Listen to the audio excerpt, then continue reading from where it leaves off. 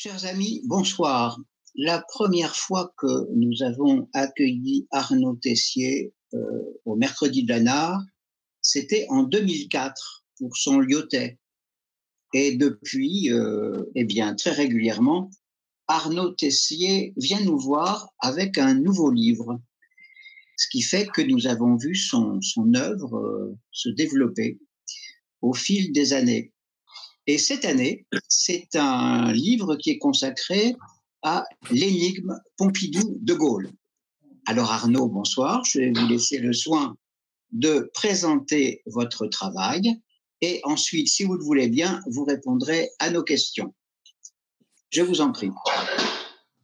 Merci Bertrand. Je vais essayer de manière brève et synthétique de vous présenter un petit peu l'objet de ce livre et son propos, qui est à la fois, je pense, à la fois un livre d'histoire, puisque je reviens sur des faits historiques qui ont d'ailleurs souvent été âprement débattus ou évoqués, qu'il suffise de rappeler l'affaire Markovitch, la querelle de la participation en 68, mais c'est aussi un livre où j'ai cherché à, comme dans d'autres d'ailleurs que j'ai fait avant, à tenter d'expliquer ce qui se passe aujourd'hui dans la vie de nos institutions, dans la vie de notre démocratie, parce qu'il me semble que les problèmes que nous rencontrons, qui peuvent être dus bien sûr à la conjoncture, à ceux qui nous gouvernent, à leurs intentions particulières, à leur mode d'interprétation des institutions, des règles de la démocratie. Il y a quand même, à mon avis, des pesanteurs, des choses profondes qui se sont nouées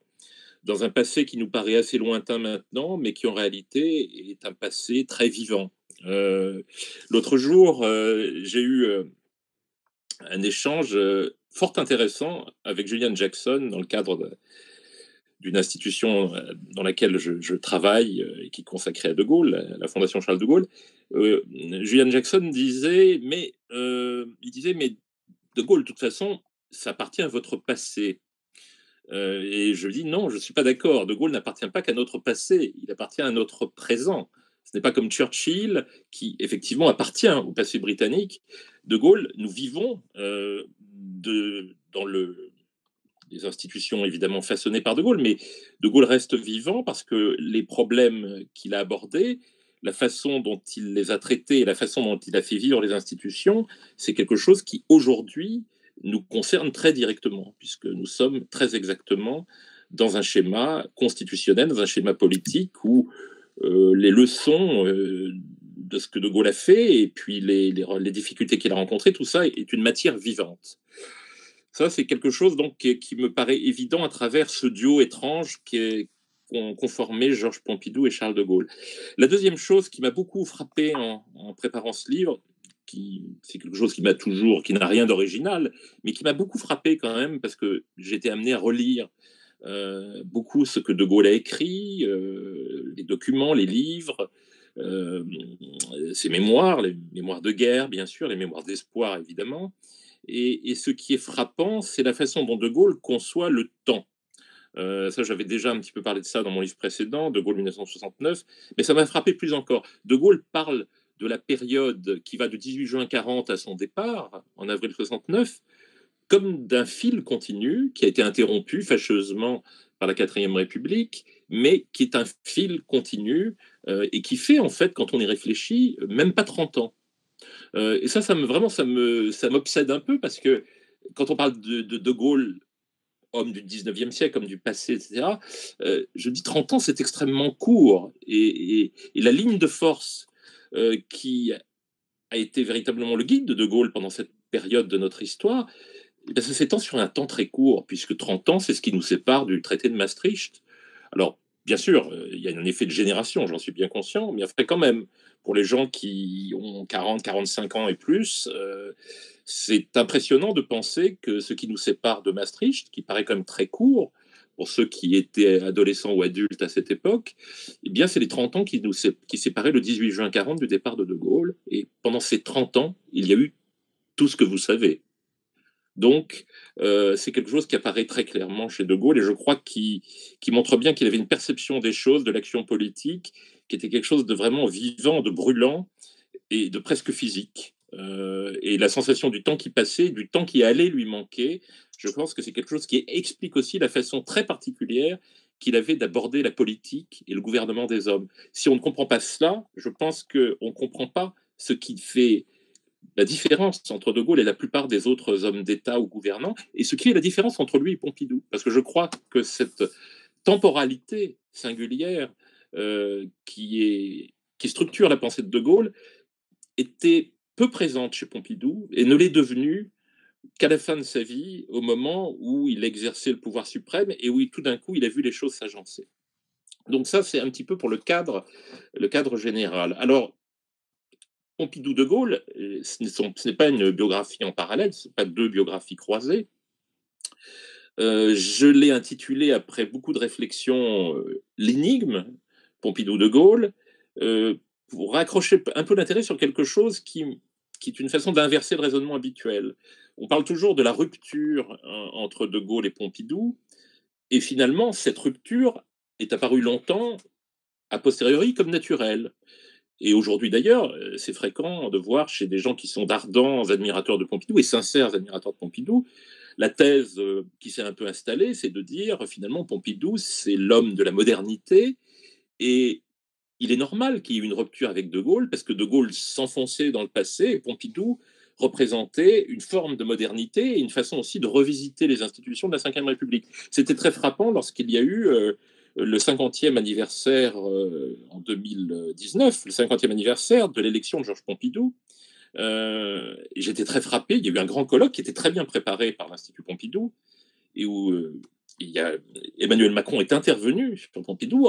Et il y a eu une sorte de parallèle qui a commencé à se dessiner. Alors, l'actuel président de la République est l'objet de multiples parallèles. Il y en a qui sont récurrents, il y en a qui sont temporaires ou fugitifs, et celui de Pompidou était fugitif, mais je me souviens, à ce moment-là, il était très, très marqué, et le président de la République lui-même se mettait un petit peu dans la peau de l'homme qui, finalement, était un libéral un peu bonasse, mais un homme du futur, inspirant confiance en Français, enraciné, et on voyait bien que le sous-texte, c'était par opposition à un De Gaulle un peu solennel, un petit peu trop ancré dans une histoire qui est une histoire douloureuse, conflictuelle, dramatique, tragique. Ce qui n'empêche pas, par ailleurs, toujours de faire aussi des rapprochements entre tel et tel et De Gaulle. Ça, c'est un retour permanent des choses. Voilà. Et donc, pour moi, l'énigme, c'est pas tellement la rupture qui s'est produite entre De Gaulle et Pompidou, c'est plutôt l'entente qui s'est produite entre eux dès très tôt, et aussi l'entente qui s'est finalement refaite entre eux par-delà la mort, puisqu'il m'a semblé, c'est l'intuition que j'ai eue un petit peu en travaillant sur les textes et qui s'est confirmée lorsque je me suis replongé dans les interventions publiques de Georges Pompidou quand il était président de la République. Il m'a semblé de manière très nette que Pompidou revenait vers la vision de De Gaulle et que la vraie rupture, finalement, au sein de l'histoire, dans l'histoire de la Ve République, là où tout s'est joué, ce n'est pas entre une période de Gaulle qui était l'époque d'un régime taillé sur mesure pour ce géant, mais qui ne pouvait évidemment pas survivre sous cette forme à ce personnage, et la suite, dont Pompidou aurait été l'initiateur, c'est-à-dire l'entrée du régime dans une forme de modernité plus adaptée à la démocratie et à ses besoins. Il m'a semblé que la rupture est venue après, et qu'en réalité, Pompidou et De Gaulle étaient unis par une vision des institutions de la France de manière beaucoup plus profonde que leurs désaccords de la fin des années 60 n'ont pu le laisser penser. Donc, j'ai voulu partir d'une énigme qui n'est pas l'énigme habituelle. Pourquoi se sont-ils entendus Alors, c'est la raison pour laquelle, le début de mon ouvrage, il y a un long chapitre, peut-être trop long, mais auquel j'ai tenu, qui est une sorte d'étude de la formation de ces deux hommes à 20 ans d'écart. D'abord, il m'est apparu évident que le fait qu'ils aient 20 ans de différence, évidemment, n'était pas neutre, parce que avoir 20 ans de différence quand on est en 1890 et quand on est en 1911, c'est une différence énorme, puisque l'un a connu et fait la guerre de 14, et l'autre n'a pas connu la guerre de 14 et a connu cet entre-deux-guerres, qui lui aussi était d'une brièveté absolument saisissante. Donc ce décalage de génération, d'abord, ça paraît une évidence, ça paraît aller de soi, mais je crois qu'il faut le rappeler. Ils n'étaient pas de la même génération. Ils n'étaient pas de la même génération. Ensuite, il n'avait pas la même formation. Il n'avait pas la même formation, ni les mêmes origines. De Gaulle, on le sait, était d'une bourgeoisie, petite aristocratie, catholique, de tendance monarchiste à travers son père, homme de grande culture. Pompidou était issu d'un milieu modeste, d'enseignants, instituteurs. Et puis, il y a aussi l'idée que De Gaulle est un homme moins enraciné dans un terroir que Pompidou, qui est l'Auvergnat, selon d'ailleurs une image qu'il a un peu cultivée, qui était cultivée par ses partisans et qui était d'ailleurs, qui émanait de son personnage et de son style et de son accent et de sa façon de parler. Alors, c'est important effectivement de le noter. Là aussi, il y a des nuances à faire. C'est-à-dire, je crois que De Gaulle était plus enraciné qu'on ne le dit souvent. Il y a un lien avec le Nord, qui a été d'ailleurs tout à fait mis en valeur par la région des Hauts-de-France, ainsi nommée, qui a fait une série de manifestations au moment de l'anniversaire de l'année de Gaulle, un peu perturbé par l'épidémie, mais il y a eu une série de manifestations qui ont insisté beaucoup, et ce n'était pas de pures circonstances politiques, et qui ont insisté sur l'enracinement de Gaulle dans le Nord, qui est une partie de son enracinement familial, et un attachement à cette région qu'il a manifesté à travers des discours, des voyages qu'il a fait sous la Ve République, assez nombreux et assez significatifs. Et il y en a un d'ailleurs qu'il fera en 1964, que je cite à la fin, qu'on retrouve dans les petits films qui ont été faits par la région des Hauts-de-France à l'occasion de cet anniversaire, de cette année gaulienne. Je vous signale, je crois que c'est le 8e petit film qu'on peut trouver sur le net, où De Gaulle, il n'est pas à Lille, je crois que c'est à Amiens. Il fait un discours en 64, je crois que c'est juste après son opération de la prostate. Il est assez minci, il a le teint un peu hâlé, il a l'air détendu. Et il fait un discours, il y a un passage extraordinaire et tout à fait inhabituel, où De Gaulle dit finalement ce que j'ai fait, alors, il dit ça avec une formule tout à fait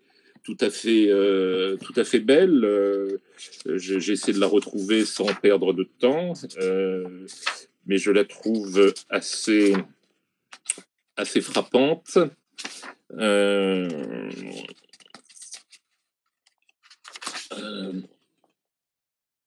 Voilà, il dit ceci, mais il faut le voir. Le visage de Gaulle n'est pas le visage habituel. Il a une sorte de sérénité qu'il va perdre à nouveau dès 65-66. Si l'œuvre que j'ai pu non pas accomplir, car je ne l'ai fait que pour le pays et avec le pays, mais l'œuvre que j'ai pu représenter, si cette œuvre aboutit de ses malheurs et de ses abîmes à la tranquillité, à la prospérité et à la paix, j'aurais gagné ma vie. Merveilleuse formule. J'aurais gagné ma vie. Et donc là aussi, non seulement un De Gaulle enraciné, heureux d'être dans ce nord français auquel il est attaché, et qui dit en même temps qu'il n'est pas seulement l'homme des tragédies et des souffrances, mais que lui aussi, à sa manière, il a cherché à apporter du bien-être et du bonheur à son peuple. Donc, l'antagonisme, en tout cas les portraits contrastés, il y a du faux là-dedans. Donc De Gaulle, un homme attaché à la France de manière conceptuelle, pas vraiment enraciné, ce n'est pas vrai. Et avec à la fois sa jeunesse et ses années 60 et ses voyages dans le Nord, je trouve que ça s'inscrit un peu en faux. Et puis aussi l'idée de Gaulle, personnage un peu tragique, personnage un petit peu drapé, face à un Pompidou, bonasse et bonhomme. Alors que chez Pompidou, il y a aussi un aspect tragique et une vision de la France très conceptuelle qui s'affirmera dans sa carrière politique et qui s'affirmera également plus encore lorsqu'il sera président de la République.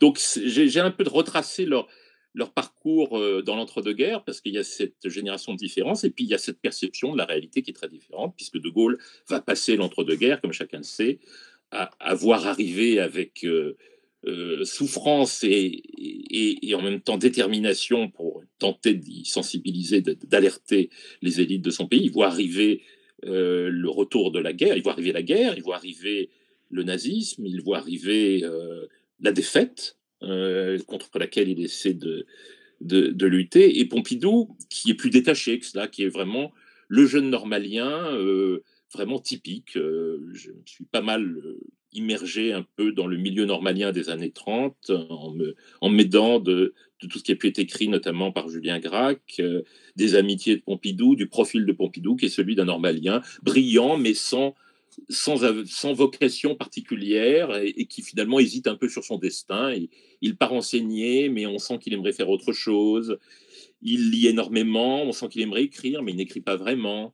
Il est pris entre très vite sa vie personnelle, puis sa vie familiale, lorsqu'il aura adopté son fils Alain, et puis ses relations qui sont toujours très importantes avec sa femme Claude, et puis quelque chose qui est comme une sourde ambition qui le tenaille, l'idée de participer au destin de son pays.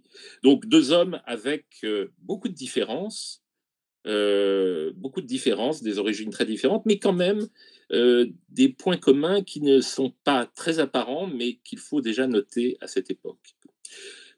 L'étape suivante, ça va être la rencontre entre eux, et qui va se faire non pas par le hasard des pures circonstances. On sait que l'idée, lorsque de Gaulle dirige le gouvernement provisoire et que Pompidou entre à son cabinet, l'idée du normalien sachant écrire est un petit peu fabriquée.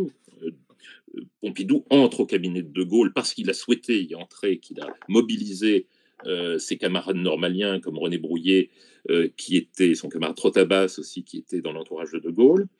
Il est recruté au cabinet de Gaulle, mais il est recruté parce qu'il est volontaire, parce qu'il veut se mêler. Il était fasciné par De Gaulle, il n'a pas participé à la résistance de manière active, mais il est authentiquement fasciné par le personnage plein d'énergie que De Gaulle représente dans la France à moitié libérée, et qui est en reconstruction. Et donc, il veut participer. Et il est attiré aussi, il est recruté par l'entourage de Gaulle, je crois qu'il faut le comprendre, par des hommes comme René Brouillet, par Palevski, qui dirige le cabinet de De Gaulle, Gaston Palevski, parce que ce sont des gens qui comprennent que De Gaulle a besoin d'être entouré, certes de résistants, de gens qui le connaissent, qui ont été avec lui, qui l'ont accompagné dans ses épreuves et dans ses entreprises, mais que De Gaulle a besoin aussi d'avoir auprès de lui des gens qui ne l'ont pas accompagné, qui ont vécu en France dans les circonstances de l'occupation, qui sont intelligents, qui comprennent les choses et qui apporteront de la France une vision peut-être plus proche de la réalité que celle que des compagnons du général n'ont peut-être pas nécessairement de manière spontanée. Donc là aussi, ça peut paraître énigmatique. Pourquoi De Gaulle va-t-il faire finalement de Pompidou, qui n'est pas un compagnon, qui est d'une génération différente, d'un milieu très différent, encore ce milieu normalien qui n'a pas du tout l'esprit de Gaulle, qui frise un petit peu avec un socialisme bontain, bien tout simplement parce que Pompidou est un homme de talent, mais qui n'est pas dans le cercle rapproché et que De Gaulle s'en moque. De Gaulle se moque d'où viennent les gens. On le verra, évidemment, on le verra avec des personnalités comme Couve de Murville. De Gaulle se moque d'où viennent les gens. Et ce qui est important pour lui, c'est leur capacité à comprendre le réel et à l'aider à comprendre le réel et à comprendre une société dans laquelle il ne se sent pas spontanément proche ou qui n'a pas forcément envie d'aller comprendre à la façon dont un homme politique ordinaire le ferait. C'est comme ça que Pompidou va entrer, non pas dans l'intimité, mais dans la proximité de Gaulle, pendant la période où il est à son cabinet, pendant la période du gouvernement provisoire, et pendant la période qui va jusqu'au départ de Gaulle en janvier 1946, avant la mise en place des institutions de la 4ème République, tout simplement parce que De Gaulle lit ses notes, il les remarque, il voit que ce jeune homme malien qui est censé lui traiter des questions d'éducation, parce que en fait c'est sa spécialité au sein du cabinet, et bien que ce normalien a des analyses sur la situation qui sont intelligentes, pas seulement bien écrites, mais pertinentes. Et donc De Gaulle le remarque et le met dans un coin de son esprit, et c'est là que commence à se nouer quelque chose. Et puis, évidemment, De Gaulle quitte le pouvoir, Pompidou euh, reste à distance, il n'est pas entré vraiment dans l'intimité de De Gaulle, il ne fait pas partie de ceux qui vont à Colombey de manière régulière, il ne fait pas partie du cercle rapproché, mais il va retrouver De Gaulle progressivement, d'abord parce qu'il s'occupe, ça c'est un fait connu, il va succéder comme trésorier de la Fondation Anne de Gaulle au jeune maître d'Herquette au Conseil d'État qui était Donnedieu de Vabre qui s'en occupait, donc il va connaître les De Gaulle de manière plus personnelle à travers cette activité bénévole qui est très précieuse et très importante pour le couple De Gaulle. Et puis parce qu'il va revenir un peu naturellement dans le cercle de Gaulle au moment où le RPF se crée. bien que Pompidou ait considéré dès le départ le RPF avec une certaine méfiance, pour des raisons peut-être de profilage politique, et aussi parce que De Gaulle, Pompidou se méfie un petit peu de tout cet entourage qui est autour de Gaulle et qui va être au cœur de l'appareil politique du RPF. Et pourtant, il va prendre la direction du cabinet de Gaulle et travailler avec De Gaulle pendant la période du RPF de manière très proche et entrer vraiment, alors là, dans le cercle rapproché de Gaulle, puisqu'il y a cette photo, je trouve, qui est très significative, qui est dédicacée par De Gaulle, où De Gaulle l'appelle mon ami, mon compagnon. De Gaulle lui donne l'accolade, en quelque sorte, l'adoube, en lui donnant. Tout le monde sait que De Gaulle n'utilisait pas les termes au hasard, et s'il utilise le terme de compagnon, c'est une façon de dire très nettement à Pompidou qu'il est très proche de lui. Pendant cette période, Pompidou va être pendant la période du RPF, celui qui aide De Gaulle dans la gestion du RPF et de tout ce qui gravite autour du RPF. Il faut bien voir que le RPF n'est pas, évidemment, le mouvement tout à fait atypique et hors du réel, ou en tout cas hors de la pratique politique classique, avec des gens comme Soustelle. Il y a toute une... Enfin, il y a toute une population, si j'ose dire, qui gravite dans les cercles du RPF, dans la direction du RPF, et qui aime la politique, et qui n'a qu'une idée, c'est d'entrer dans le jeu politique, alors que De Gaulle, c'est un fait connu, je ne fais pas de révélation majeure là-dessus, De Gaulle, très progressivement, va se mettre en retrait parce qu'il ne veut absolument pas participer au pouvoir sous la 4ème République, il ne veut pas que son nom soit invoqué, il pense, comme je le disais tout à l'heure, avec cette histoire de la période de 30 ans, il pense qu'il est dans son cycle, qu'il suit cette ligne de force, que le temps est court et que de toute façon, c'est un mauvais moment à passer et que les circonstances lui permettront, il l'espère, sans en être certain, de revenir au pouvoir avant que la vieillesse ne le lui interdise. Il a cette obsession de l'âge et ça se sent dans cette période tendue. Et Pompidou, c'est l'homme qui arrange les coups, si j'ose dire, c'est-à-dire qui surveille un peu les choses. Il surveille même cette extraordinaire revue Liberté de l'Esprit, dont Raymond Aron empruntera le titre pour faire sa collection. Liberté de l'Esprit, on voit des gens incroyables. Je connaissais Liberté de l'Esprit, cette revue donc, qui est un petit peu la revue du RPF, mais qui est un peu en marge, dont s'occupe Claude Mauriac, qui est au cabinet de Gaulle, et où écrivent des gens extraordinaires, tous les grands noms de la littérature, de la politique, des gens extraordinaires qui parlent de sujets tout à fait extraordinaires, qui sont aussi bien littéraires qu'économiques. C'est un trésor, cette revue. Mais en même temps, elle a besoin d'être surveillée. Pompidou est celui qui surveille un peu, comme le plat sur le feu, ce qui se fait dans cette revue. Il surveille aussi la façon dont le RPF est géré, les débats internes au RPF. Il sert aussi de lien de communication avec une partie des milieux financiers, ces mêmes milieux financiers qui l'attireront vers la banque Rothschild, puisqu'il y prendra la place de René Fillon, qui est trésorier du RPF. C'est là que Pompidou noue ces relations qui donc auront un impact sur sa propre carrière, sans que De Gaulle, d'ailleurs, en prenne le moins du monde ombrage à cette époque. Voilà, donc Pompidou, c'est l'homme qui arrange les choses. Et j'utilise ce terme à dessein parce que De Gaulle l'utilisera à plusieurs reprises à propos de Pompidou.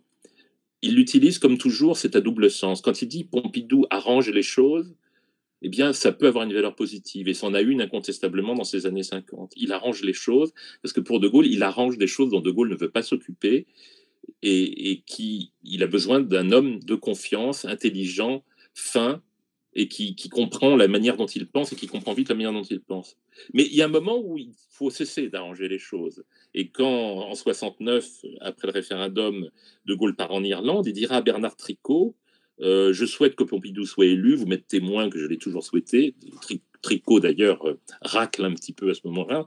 Et De Gaulle a cette formule extraordinaire, il dit « il arrangera les choses ». Mais là, il le dit d'une manière moins positive, parce qu'une fois qu'on est Premier ministre, puis Président de la République surtout, on n'est plus là pour arranger les choses. Et je pense qu'une des clés pour comprendre la façon dont les deux hommes ont fini par diverger, c'est en réalité tout simplement du jour où Pompidou a cessé d'être l'homme de confiance de Gaulle et entré en politique et a conquis son autonomie en politique, il a continué d'arranger les choses, alors que De Gaulle, à un moment donné, attendait autre chose, qu'il estimait que quand il était Premier ministre, il pouvait encore arranger les choses, mais quand il devenait son successeur potentiel, ou quand il devait mettre en œuvre des projets considérables comme l'étaient ceux pour De Gaulle de la participation, de la réforme territoriale. Il fallait cesser d'arranger les choses, il fallait se préparer à être le chef de l'État, où on n'arrange plus les choses, où on gouverne. Donc, je pense que c'est l'élément qui va déterminer, non pas leur divergence, mais une forme de séparation qui va petit à petit se faire dans les années 60. Donc voilà, cette période des années 50 est déterminante. Avec la fin du RPF, Pompidou s'éloigne un peu, pas beaucoup, et puis revient logiquement lorsque De Gaulle devient le dernier président du Conseil de la 4e République dans le contexte bien connu de la crise algérienne. Il va diriger le cabinet de Gaulle à un moment où De Gaulle est très absent, il doit voyager, parler, etc. Il faut que Pompidou, pendant cette période très compliquée où on va préparer la Constitution et où il y a la guerre en Algérie, il y a un contexte international très compliqué, il y a des relations avec les partis politiques très compliquées, Pompidou a évidemment un rôle qui est bien supérieur à celui que peut avoir un directeur de cabinet, de président du Conseil ou de Premier ministre en temps ordinaire. Mais là aussi, il y aura un effet d'optique. Après, on dira qu'il a été le maître des choses déjà à l'époque et que c'est lui qui a gouverné la France au nom de Gaulle, ce qui est excessif. En particulier, il n'a pas eu un rôle fondamental dans la préparation de la Constitution, mais il est l'homme de confiance qui arrange les choses et qui les arrange à un moment particulièrement décisif. Et il retrouve pendant cette période des gens qu'il a connus en 44-45 dans l'entourage de Gaulle et qu'il a connus, Louis Vallon, il a connu puis tout l'entourage de Gaulle qui vont former les cadres de la présidence gaullienne dans les années 60. La Ve République est mise en place. Pompidou, comme il en avait alerté De Gaulle, se retire et retourne chez Rothschild, où il s'était placé après la mise en sommeil du RPF. Il retourne chez Rothschild, tout en étant membre du Conseil constitutionnel, ce qui à l'époque n'est pas considéré comme faisant problème, mais il étant en réserve très clairement. Et lorsque De Gaulle termine la guerre d'Algérie et que la Constitution est mise en place, Debré n'a plus l'utilité qui est présentée pour De Gaulle, et De Gaulle va appeler Pompidou. Et ça, c'est quelque chose aussi qu'il faut comprendre et qui est très important quand on voit leur relation, c'est que pour De Gaulle, il le dira là aussi dans ses entretiens avec Tricot, les archives de Bernard Tricot sont très, très précieuses de ce point de vue, il dira j'ai pris un Premier ministre pour chaque période, un Premier ministre qui convenait pour chaque période. 58-62, 59-62, c'est Debré parce qu'il faut mettre en place les institutions et que Debré est un juriste, est un homme qui a les clés. Et puis, il faut mettre un terme à la guerre d'Algérie. Pompidou, c'est l'homme qui vient pour la période où De Gaulle veut moderniser le pays et lancer les grands chantiers politiques, économiques qu'il a en tête. Après avoir fait le nouveau franc, il faut gérer l'entrée dans le marché commun, il faut traiter de questions de modernisation qui sont fondamentales. Et puis, il faut aussi renouer avec la politique traditionnelle, avec les partis. Et là aussi, il faut que Pompidou arrange un peu les choses, arrange les relations. D'abord, prenne en main le nouveau mouvement gaulliste, et prenne en main les relations avec les partis politiques classiques. Et ça va être décisif, parce qu'il va y avoir le conflit avec les partis et ceux des dirigeants de la 4e qui avaient pactisé avec De Gaulle et qui ne vont pas supporter, évidemment, la réforme sur l'élection du président de la République au suffrage universel. Pompidou va être décisif pendant cette période. Et puis, effectivement, c'est lui qui va mettre en place le parti gaulliste nouveau, qui va ouvrir la voie vers un rapprochement avec le MRP ou ce qui succédera du MRP, avec les indépendants qui vont un peu évoluer, qui sont en partie très anti-gaullistes, d'autres à-gaullistes, mais qui vont évoluer sous l'égide de Giscard d'Estaing, qui est le ministre des Finances de Gaulle, qui est très proche, qui travaille beaucoup avec De Gaulle et qui va émerger aussi comme un rival possible de Pompidou. Donc Pompidou est l'homme de ce moment, et tout se passe assez bien quand même dans l'ensemble. Et on sait même qu'en 65, lorsque De Gaulle a été un peu frappé par le fait d'être mis en ballottage au premier tour de l'élection présidentielle, on sait que Pompidou l'a plutôt remonté le moral, et que Pompidou reste comme Premier ministre un collaborateur de grande confiance, et plus qu'un collaborateur.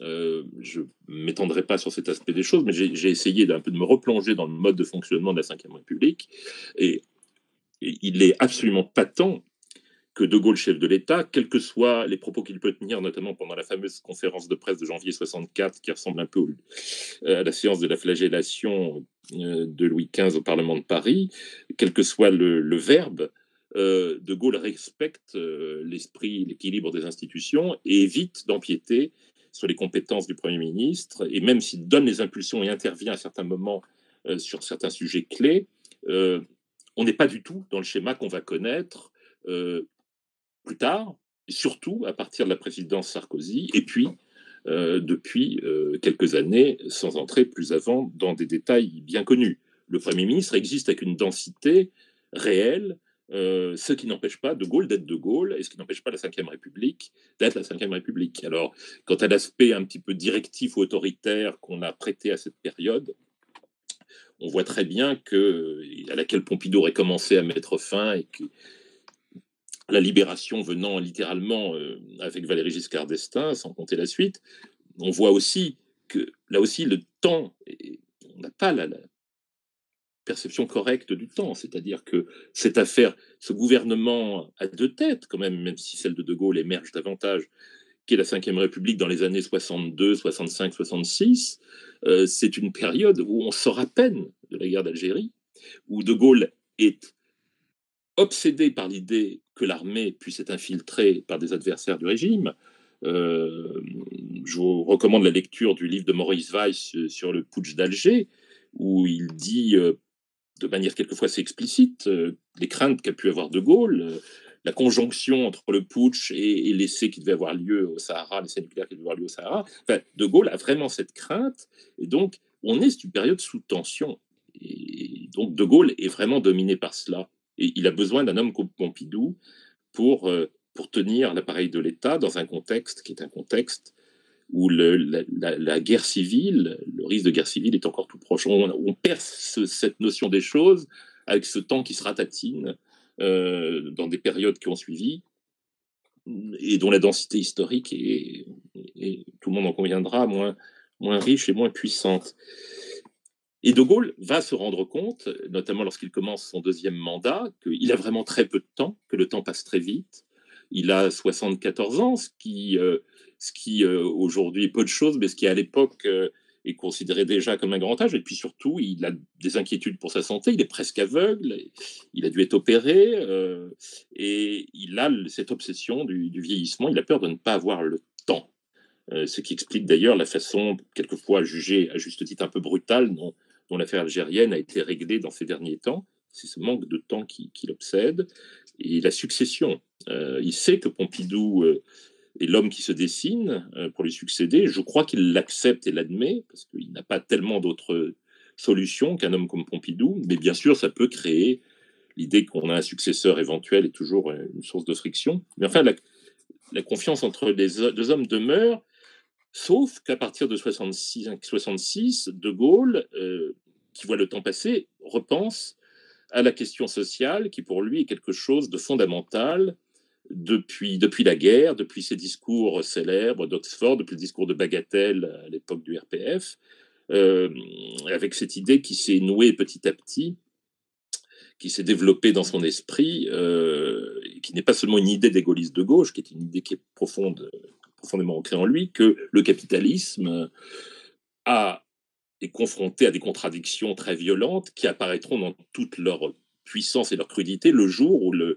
conflit entre le communisme et le capitalisme, entre l'Ouest et l'Est, perdra de son importance, puisque De Gaulle est convaincu, et ça c'est pas une invention des gaulolâtres, est convaincu que le communisme n'aura qu'un temps, et qu'on reviendra à une géopolitique un jour, une géopolitique différente. Il le dira dès les années 68-69. Ça sera redit par Solzhenitsyn dans son fameux discours d'Harvard 10 ans plus tard, et ça s'accomplira à partir de 1989 dans les conditions que l'on sait et d'une manière assez surprenante.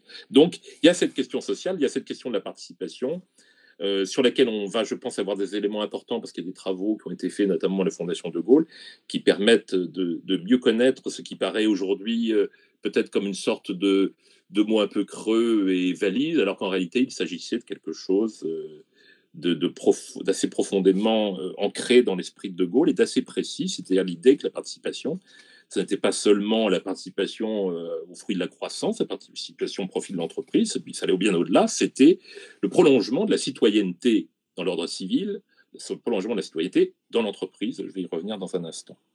Et ça, De Gaulle est là-dedans. Là-dedans, il le voit très loin. Il voit même plus loin, à mon avis, que des hommes comme Capitan et Vallon.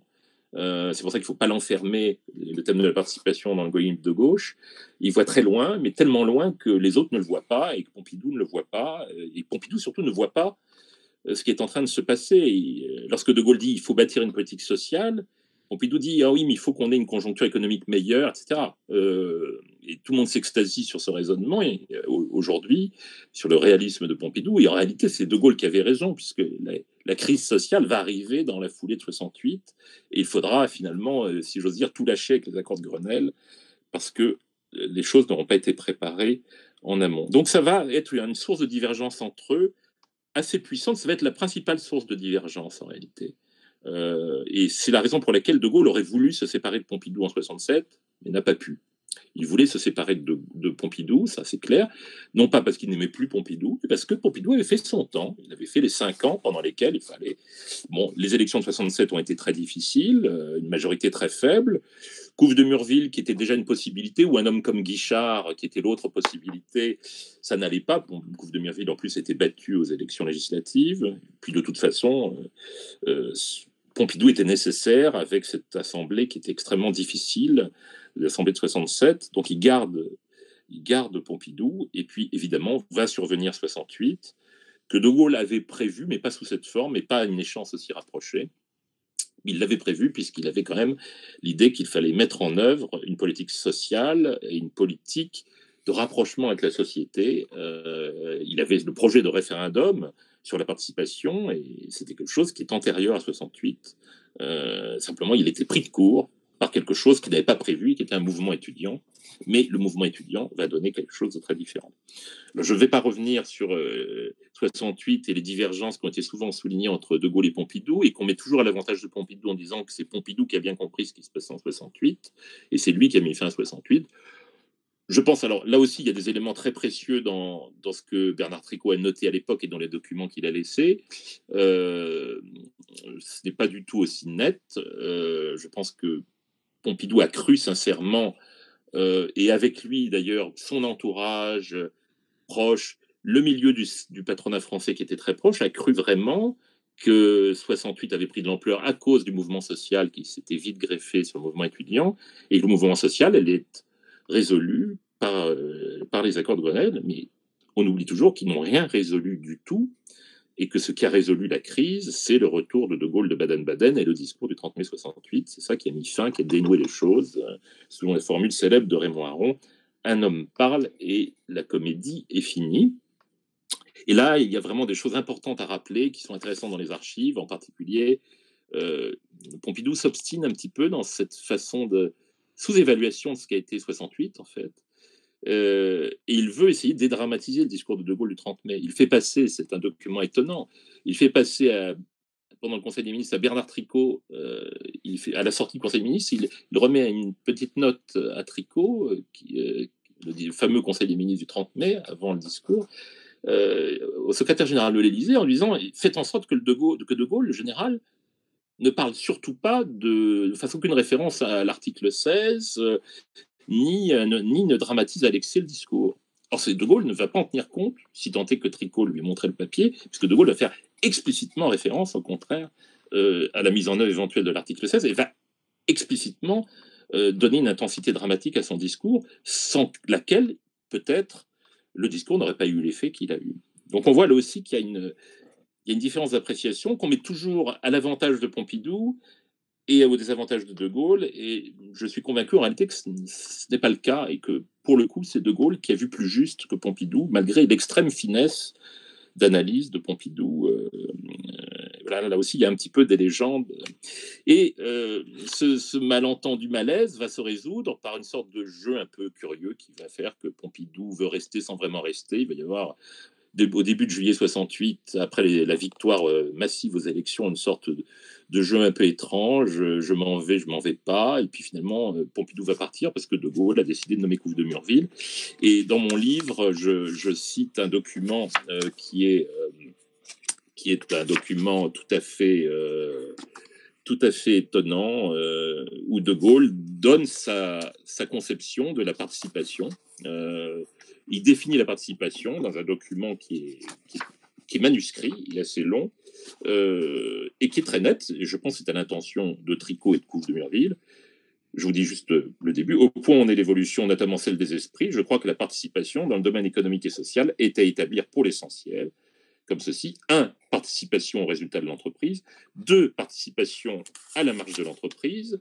Et donne toute une série de dispositions qui montrent qu'il s'agit véritablement d'installer au sein de l'entreprise quelque chose qui va bien au-delà d'une conception de la participation un peu baladurienne, si je puis m'exprimer ainsi.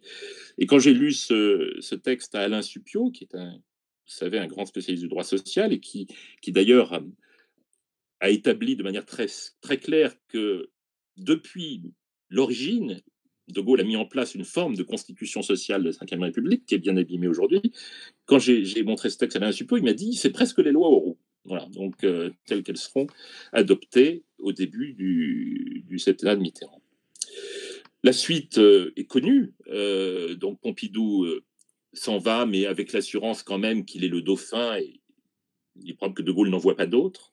Il aura un jour, à propos de Couve de Murville, cette formule amusante disant que Couve de Murville n'est pas encore mûr pour lui succéder.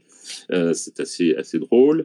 Et sinon, on retombe toujours sur les mêmes personnalités, comme Guichard, Olivier Guichard, qui était un homme important, mais qui n'avait pas le... Donc Pompidou était véritablement...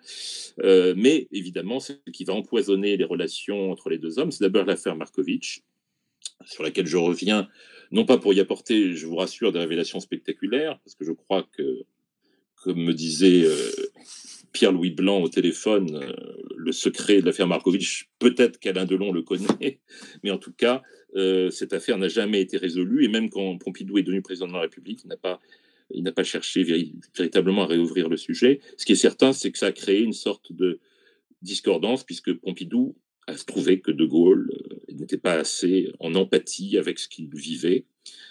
Et c'est vrai que De Gaulle n'a absolument pas voulu se mettre en avant sur cette affaire, parce qu'il considérait que c'était une cochonnerie, mais que les cochonneries, on devait les supporter en politique. Enfin, il y a tout un jeu sur lequel je reviens, mais qui s'est enchaîné avec la déclaration de Rome et puis de Genève de Pompidou, qui a été la vraie rupture, et qui est quand même venue de Pompidou, quand Pompidou a dit, en somme, qu'il était prêt à succéder à De Gaulle, au moment où De Gaulle allait lancer son référendum majeur sur la réforme du Sénat et sur la création des régions, qui allait engager son maintien au pouvoir.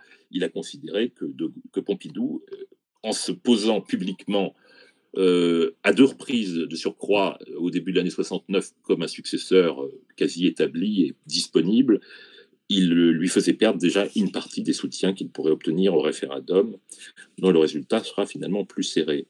Voilà, donc en fait, pour terminer sur cet aspect des relations entre Pompidou et De Gaulle qui couvre 25 ans, en fait, les causes de discordance sont venues d'une différence de vision et de compréhension de ce qu'était la question sociale en France, et puis ça s'est empoisonné à cause un peu de mai 68, beaucoup de l'affaire Markovitch, et de manière surtout forte et définitive, à raison de la succession, de la question de la succession et de la façon dont Pompidou s'est placé comme successeur immédiat, potentiel immédiat, de Gaulle au moment où il jouait le référendum, qui pour lui n'était pas un référendum suicide, mais l'idée d'obtenir de nouveau un soutien populaire très net pour lancer des réformes profondes. Je ne reviens pas sur cet aspect que j'ai beaucoup développé dans mon livre précédent, mais 69 n'est pas l'année crépusculaire qu'on dit souvent. Et le projet de Gaulle était un projet véritablement construit, que pressé encore par le temps et par l'âge, il voulait absolument pousser de son vivant,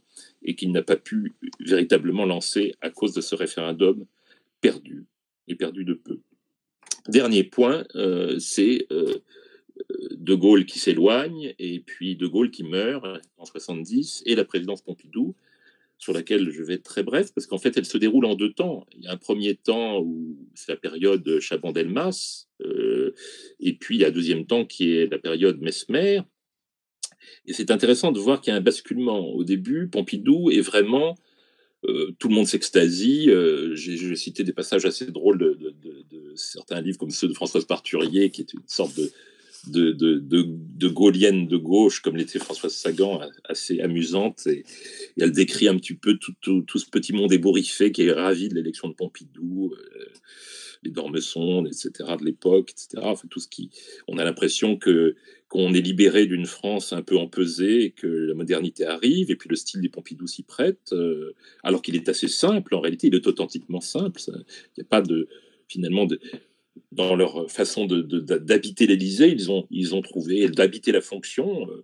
Il n'y a pas rien de choquant, mais à l'époque, ça fera beaucoup l'imagination. Et puis, ceux qui n'aiment pas De Gaulle aiment bien mettre en avant cette dimension qui était assez naturelle chez Pompidou et qui n'est pas une volonté de communication. Je ne crois pas. Enfin, en tout cas, dans le style, Pompidou reste attaché à un certain décorum. Ça se voit d'ailleurs sur son portrait officiel. Ça se voit la façon dont il reçoit les diplomates, dont il se comporte comme président de la République. Et il ne faut pas s'arrêter au fait qu'il laisse la télé entrer alors qu'il est en pull et qu'il boit du Rafa avec madame. Ça, je crois que c'était pas du tout de la pose, comme ça le sera plus tard, de multiples façons, et avec des raffinements insoupçonnés jusqu'à aujourd'hui. Mais Pompidou, au départ, on a l'impression donc qu'il y a une sorte d'éloignement vis-à-vis de Gaulle. Il y a en plus toute la querelle autour du cercueil, autour de la communication sur le testament de Gaulle. Tout ça, je ne reviens pas là-dessus. L'entourage de Pompidou a fait faire à Pompidou certainement une faute de goût à cette époque. Puis il y a la période Chaban-Delmas, Nouvelle Société, mais très vite, on voit que Pompidou est entraîné vers quelque chose de différent. C'est-à-dire que d'abord, il va y avoir la période du début des années 70, il va y avoir la crise pétrolière, il va y avoir les tensions internationales très lourdes, il va y avoir un climat différent qui va se mettre en place, qui va être contemporain d'ailleurs de la maladie de Pompidou, même s'il n'y a pas de lien entre les deux. Il est certain que ça crée quelque chose un climat peut-être crépusculaire, mais Pompidou surtout voit que le monde tel qu'il se dessine ressemble un peu à celui que De Gaulle annonçait. Il n'a aucune envie de sombrer dans la façon de faire de la politique que représente Chaban-Delmas. C'est pour ça qu'il fera appel avec Mesper à un homme qui est un homme qui était très proche de Gaulle, sans avoir jamais été associé à l'époque du RPF. Mesmer était vraiment un grand commis de l'État que De Gaulle avait remarqué bien avant et qui n'a renoué avec De Gaulle qu'avec la Ve République. Et là, on voit bien ce qui est en train de se passer. C'est un peu là-dessus que je voudrais terminer, mais je pense que Pompidou l'a compris. Dans mon ouvrage, à la fin, je fais un sort un peu désagréable, je le reconnais, à Alain Perfit et à son livre Le Mal français, parce qu'en réalité, c'est très clair que Perfit, reprenant d'ailleurs une sorte de logomachie chabanienne, va dessiner quelque chose qui est nouveau. C'est-à-dire une vision assez technocratique de la politique, une critique de l'État très violente, qui était déjà présente dans le discours sur la nouvelle société de Chaban-Delmas, ce qui n'était jamais arrivé à l'époque de Gaulle et sous le gouvernement Pompidou. Donc cette idée que la France crève de son centralisme, de cette administration monarchique, etc. Il y a dans Le Mal français, qui sera un peu la Bible de la droite libérale jusqu'à aujourd'hui, qui continue d'être sa Bible un petit peu, des propos un peu ahurissants, d'ailleurs sur la monarchie elle-même, le bon plaisir, etc. Enfin, des choses un peu ahurissantes. Et on voit qu'il y a une sorte de doxa qui est en train de se constituer. Le problème, c'est l'État, et la modernité, c'est de se débarrasser de l'État. Et tout ça se mêle d'ailleurs d'une sorte de mendésisme un petit peu remise au goût du jour. C'est assez curieux. Et je pense que Pompidou le sent, parce que ça se voit dans un certain nombre de discours qu'il va faire, que j'ai redécouvert, un qui est quasiment introuvable, je pense qu'il gênerait pas mal de monde dans le milieu Sciences Po aujourd'hui. C'est le discours qu'il fait pour le centenaire de l'école des sciences politiques en 72, et qui est une sorte de manifeste gaullien prodigieux, où il dessine ce que doit être la politique et la formation d'ailleurs des élites politiques, administratives, qui est d'une élévation qui, me semble-t-il, s'est quelque peu perdue par la suite. On n'est pas dans le discours managérial un peu bidon qui va s'emparer de toutes ces bonnes institutions ensuite. Et puis, il y a d'autres discours très frappants, très réservés très, très hostiles à la décentralisation telle que certains la conçoivent. Enfin voilà. Et donc, l'idée que Pompidou est l'homme qui va sortir et préparer finalement sortir la France du carcan gaullien pour ouvrir sur les merveilles qui se dessineront ensuite, notamment avec l'évolution de la droite post-gaulienne dans les années 80, 90 et suite. Tout ça, c'est une construction a posteriori qui ne correspond pas du tout à la réalité de ce qu'a dit et fait Pompidou, notamment pendant les deux dernières années de sa présidence. Et je rapporte à la fin ces propos sur lesquels on a plusieurs sources, qui tient lors de son dernier Conseil des ministres, où il a un propos totalement gaullien, et où il dit j'ai compris, j'ai fait des erreurs, j'ai compris qu'il ne fallait pas passer des compromis qui ne débouchaient que sur des nouvelles concessions.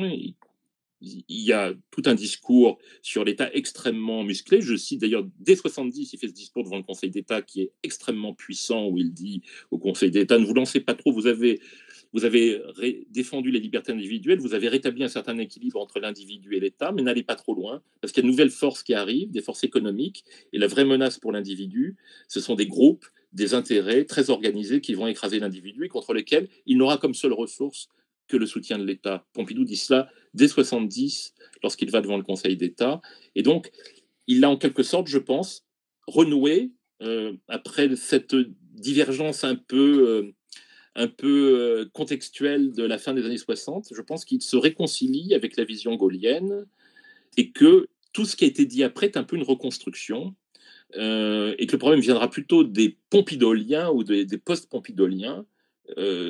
Pompidou est gaulien, il le redevient même avec force lorsqu'il est président de la République, et jusqu'à son dernier soupir, si je puis dire, mais c'est le post-pompidolisme qui a en quelque sorte fait dévier la Ve République et les codes du pouvoir tels que De Gaulle les avait définis, et les équilibres même que De Gaulle avait définis, qui les a fait complètement dévier. Et j'en donnerai deux exemples pour définir ces équilibres. Deux exemples, et je vais terminer là-dessus, parce que je vois que j'ai largement utilisé mes 45 minutes. La première, c'est un certain équilibre des institutions. Euh, Entre le Premier ministre et le Président de la République, le gouvernement existe, le Premier ministre existe, et aussi dans les sources de la souveraineté d'expression de la souveraineté nationale. De Gaulle respecte littéralement l'article 3 de la Constitution, qui date de 58, de la première rédaction de la Constitution, et qui dit le peuple s'exprime par deux voies, par l'élection de ses représentants et par le référendum. Et la Ve République marche sur deux pieds, sur deux jambes. Elle marche d'autant plus dans l'esprit de Gaulle sur deux jambes qu'il y a eu l'élection au suffrage universel à partir de 62 et que le président de la République a été investi encore plus de pouvoir et d'autorité qu'il n'en avait dans la première version de la Constitution. Et ces équilibres-là, ces codes-là, ont disparu puisque, vous le savez, le référendum, après certaines expériences douloureuses, a été complètement évincé, et maintenant on le présente comme une sorte de plébiscite gaullien dépassé, alors qu'il est au cœur de nos institutions.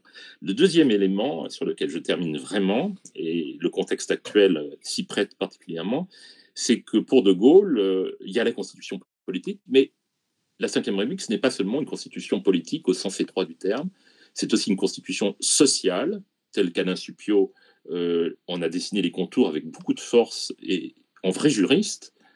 Et ça repose sur des textes, dont une partie ont été démantelés, mais ça repose sur des textes. Et il y a une constitution administrative.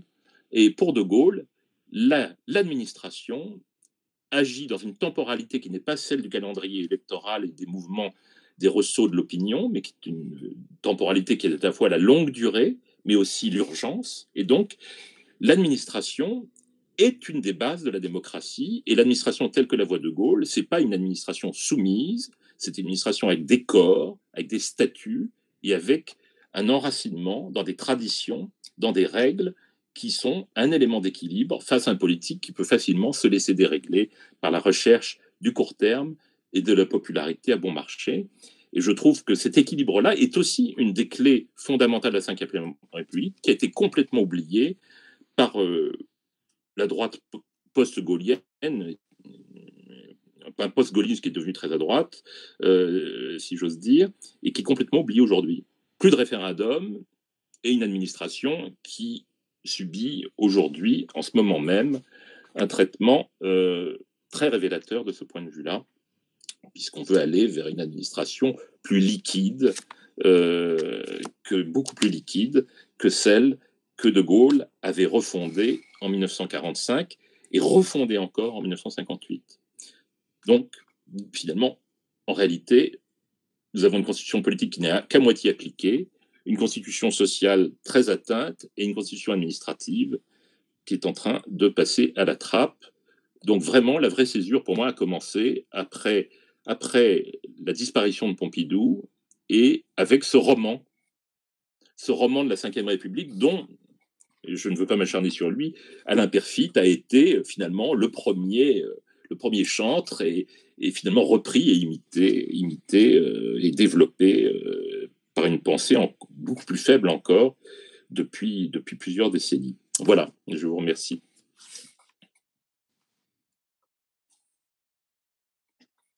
Merci beaucoup, Arnaud. Le débat est ouvert. Nous avons parmi nous un acteur et un témoin de l'époque pompidolienne. Monsieur l'ambassadeur, si tu veux prendre la parole le premier, je t'en prie. Tu ouvres ton micro simplement.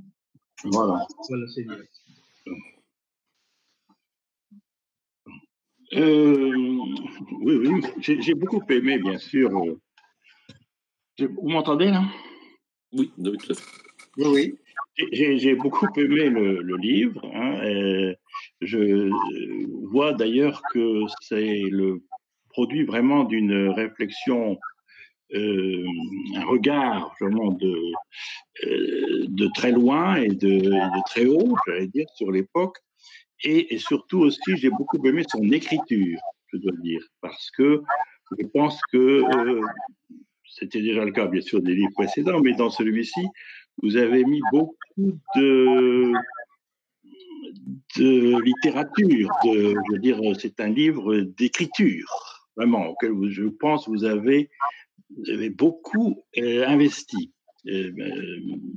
Intellectuellement et je pense aussi sentimentalement.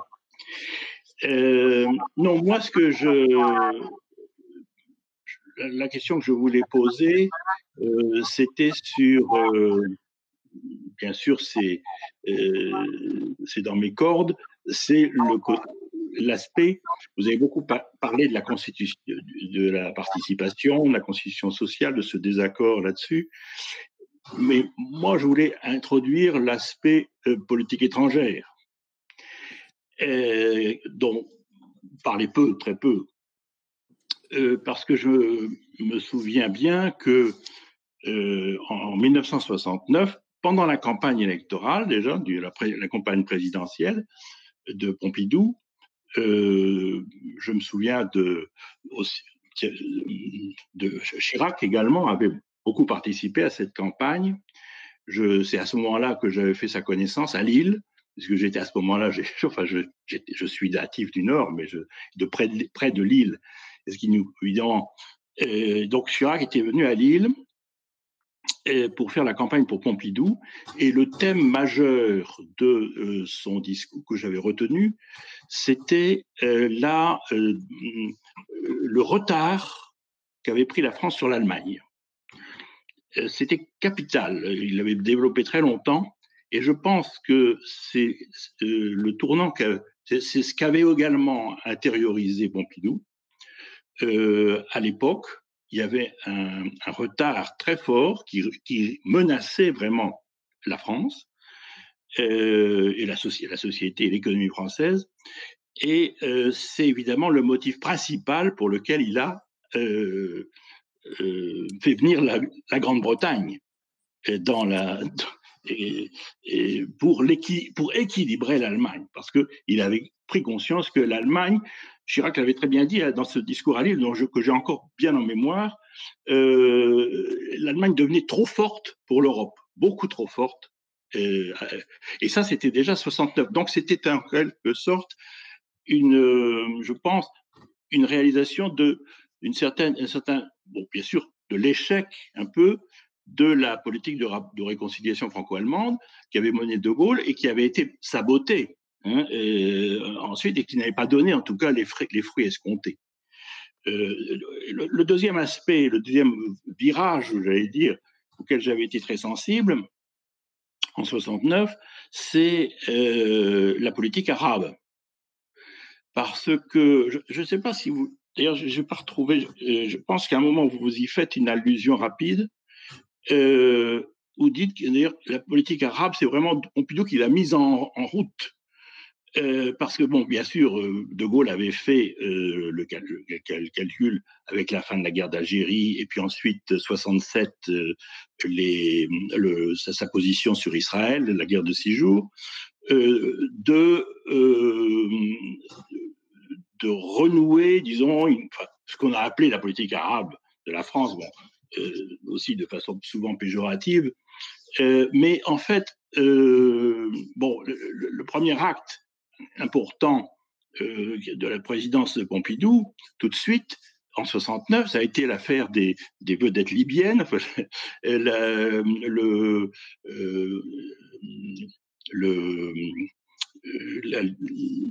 l'accueil fait par Pompidou à Kadhafi, à l'arrivée au pouvoir de Kadhafi, et qui lui avait coûté, et ça je me souviens, qui lui avait coûté très cher. Vous mentionnez le voyage que Pompidou a fait avec son épouse aux États-Unis au début de 1970. Il faut ajouter, alors vous parlez surtout des robes et de l'élégance de sa femme, de Claude Pompidou, ce qui est exact, mais surtout, ce qui l'avait choqué, c'était que les Juifs américains à Chicago, j'ai été consul général à Chicago, comme vous savez, les Juifs américains avaient bousculé sa femme dans l'hôtel où il se trouvait, et Nixon avait fait le voyage spécialement pour s'excuser auprès de Pompidou de l'attitude des Juifs à Chicago. Mais Pompidou était prêt à revenir, d'ailleurs à repartir pour la France, parce qu'il ne supportait pas disons, ce qui lui a été fait, le fait que sa femme avait été victime de cette bousculade.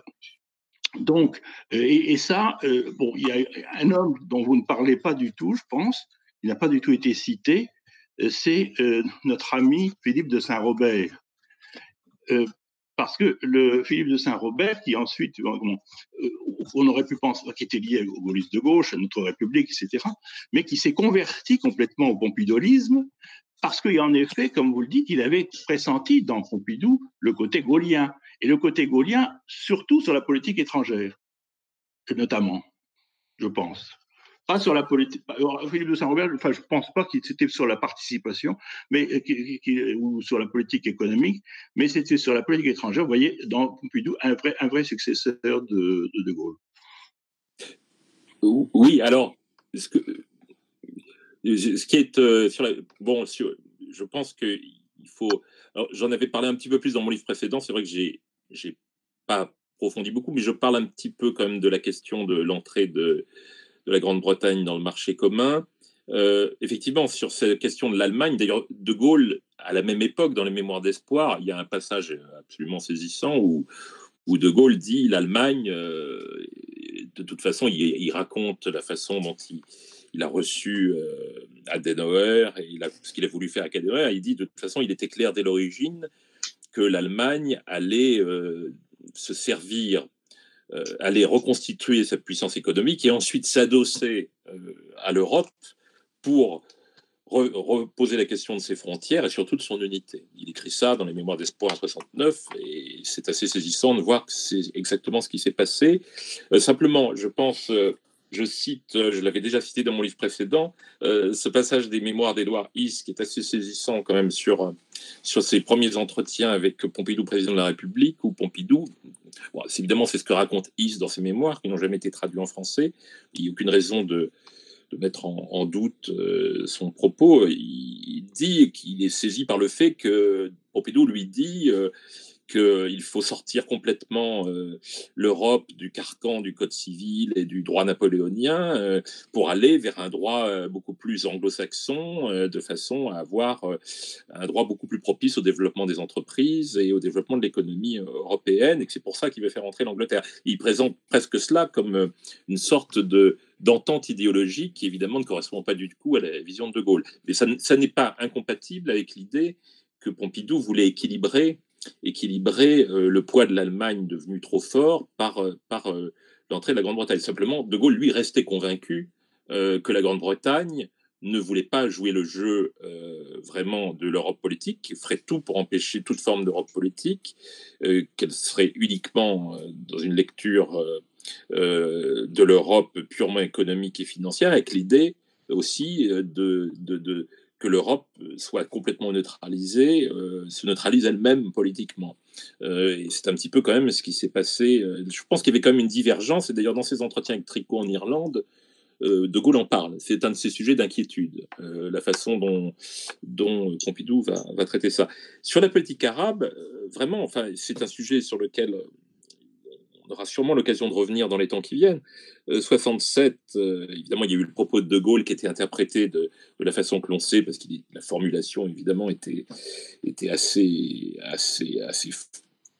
a pu paraître tout à fait légitimement violente, mais De Gaulle avait des relations très étroites avec Ben Gourion, et simplement, il a tiré les conclusions du fait que Israël était un État, une nation presque, et qu'il fallait rééquilibrer les rapports entre la France et Israël, notamment au plan militaire, avec évidemment la question du nucléaire, et c'était plutôt un rééquilibrage. Et j'ai quand même l'impression que le lancement véritable, effectivement, de la politique arabe, c'est plutôt la période Pompidou, alors que De Gaulle n'était pas dans cette ligne-là. Il était dans l'idée d'un rééquilibrage, mais pas d'une politique arabe au sens fort du terme, telle qu'elle sera bâtie par la suite. Je pense que, c'est une hypothèse que je formule, je pense que l'entourage de Pompidou était important dans cette affaire, parce qu'il y a Michel Jobert. Michel Jobert, on le retrouve un petit peu partout, ça m'a frappé là aussi dans les papiers de Tricot.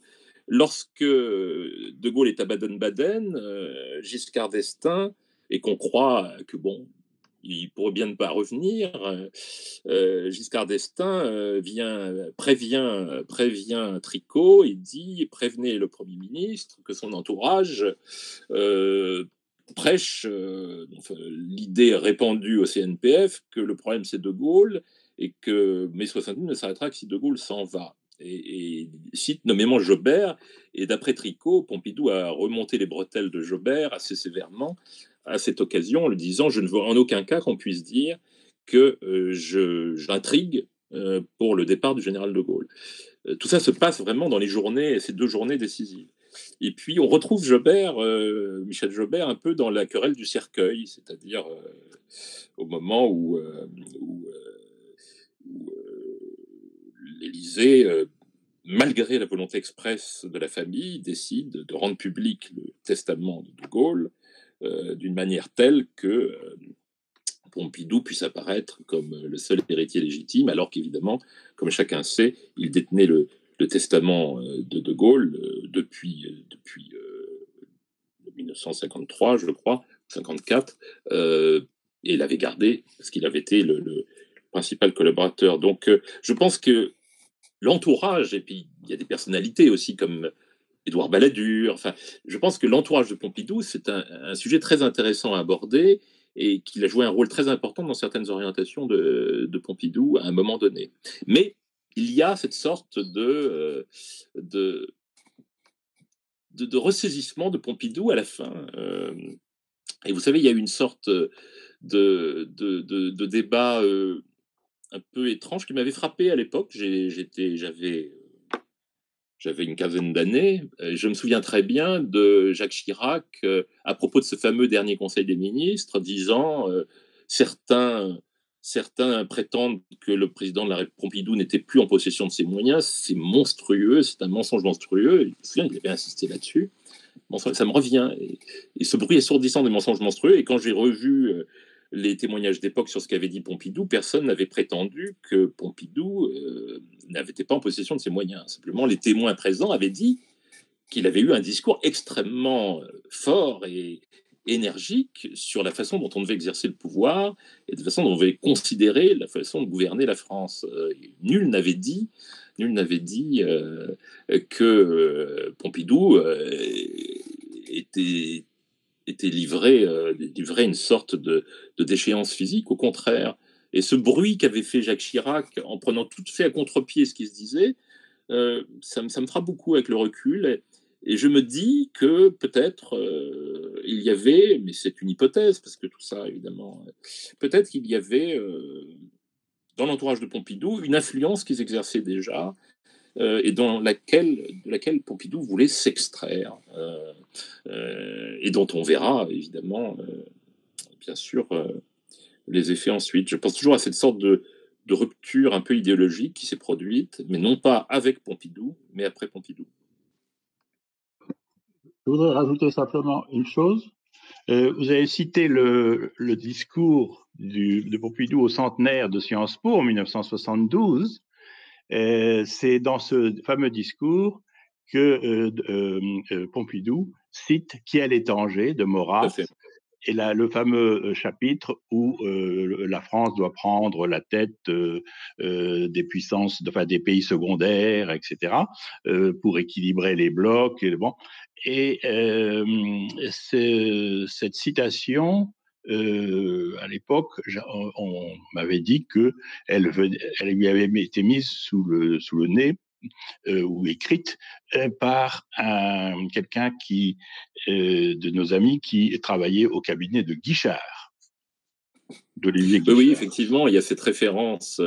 Mais tout le discours, de toute façon, c'est un discours vraiment très beau discours autour de ce qu'est la culture. La culture doit être la culture d'un dirigeant.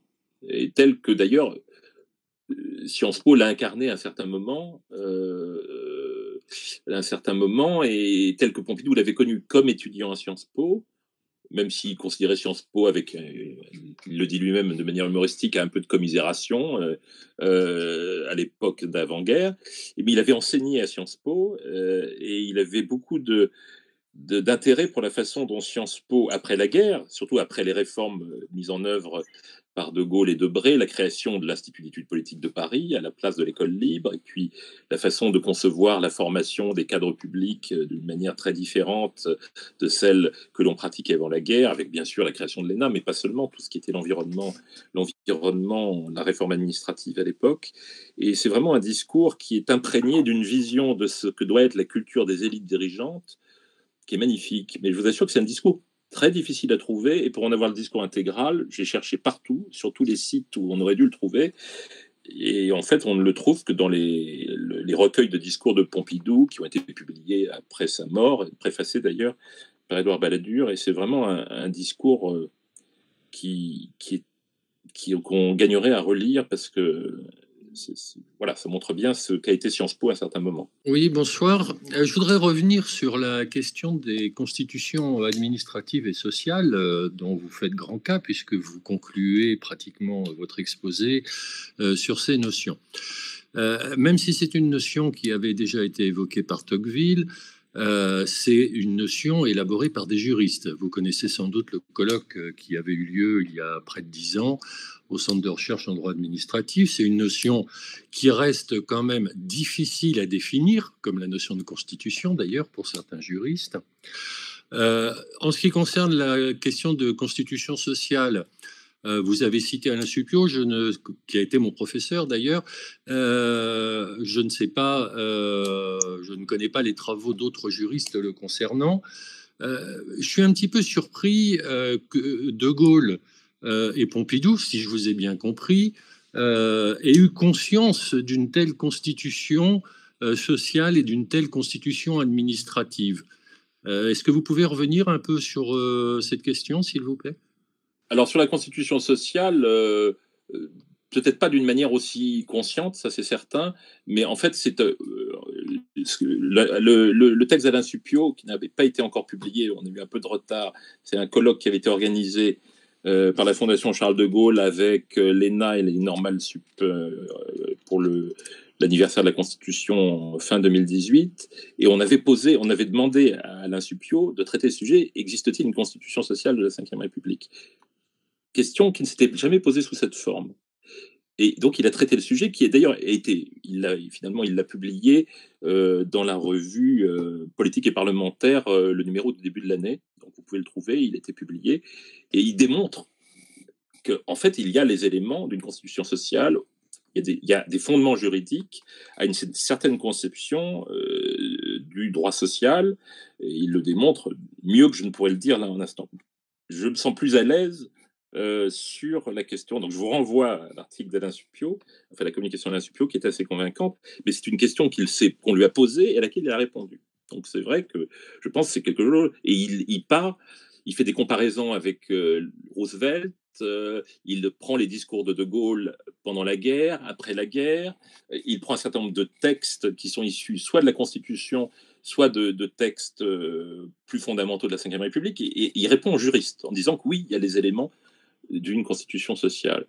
Sur la constitution administrative, pour moi, c'est pas du tout une notion purement juridique. Je sais qu'il y a cette interprétation, je sais que l'expression est chez Tocqueville, mais ce n'est pas le sens dans lequel je l'entends. Et là, je crois que De Gaulle était tout à fait conscient de ce que l'administration était en quelque sorte le socle des institutions françaises, et il le dit de manière très explicite dans un certain nombre de textes et de discours. Il dit c'est l'administration qui a en quelque sorte porté la France à travers ses constitutions innombrables qu'elle a connues, et qu'elle est la seule démocratie à avoir connu en 150 ans. Et puis il le dit, et c'est tout à fait explicite dans le discours, quand il dit à Alger en 1944, nous avons choisi la République et la démocratie, et la République et la démocratie. La démocratie, c'est les institutions politiques classiques, et la République, c'est l'État. L'État au sens de l'administration, la res publica. Il dit il va falloir organiser des élections, puis préparer une constitution, etc. Et puis il faut aussi rétablir l'État et l'administration. Et il dit très explicitement, il ne faut absolument pas chercher à régler des comptes avec les fonctionnaires, il faut rétablir l'État. Et il le redit, et c'est très présent dans toutes les...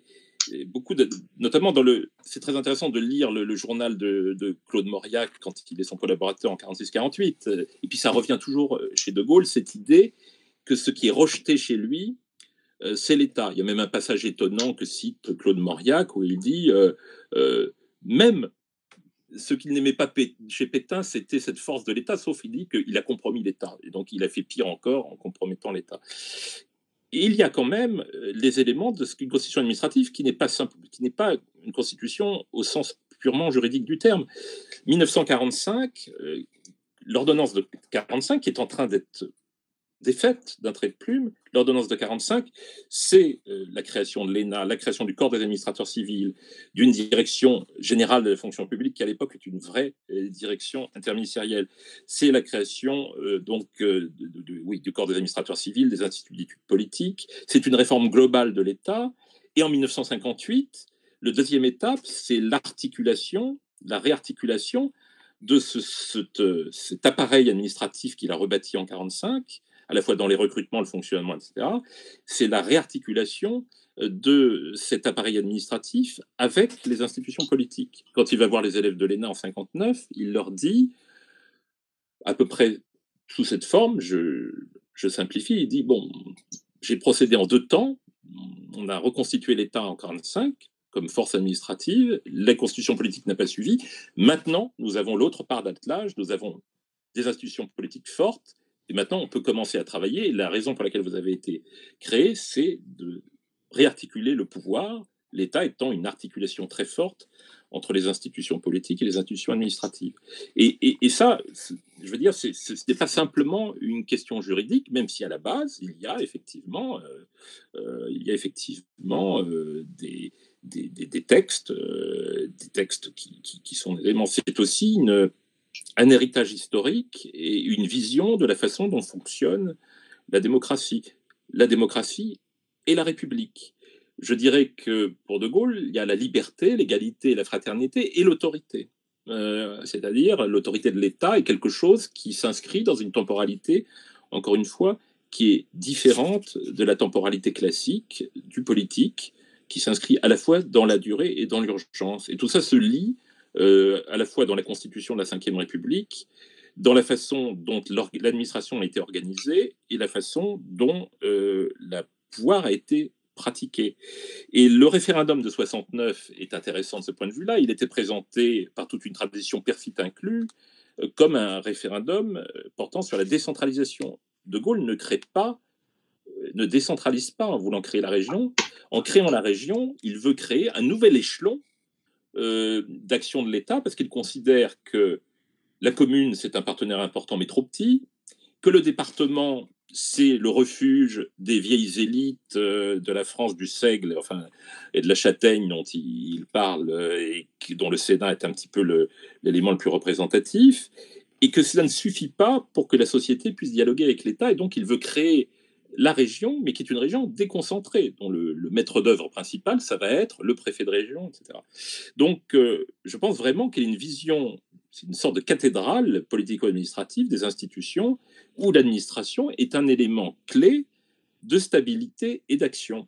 Et je pense que c'est ça le sens de la constitution administrative.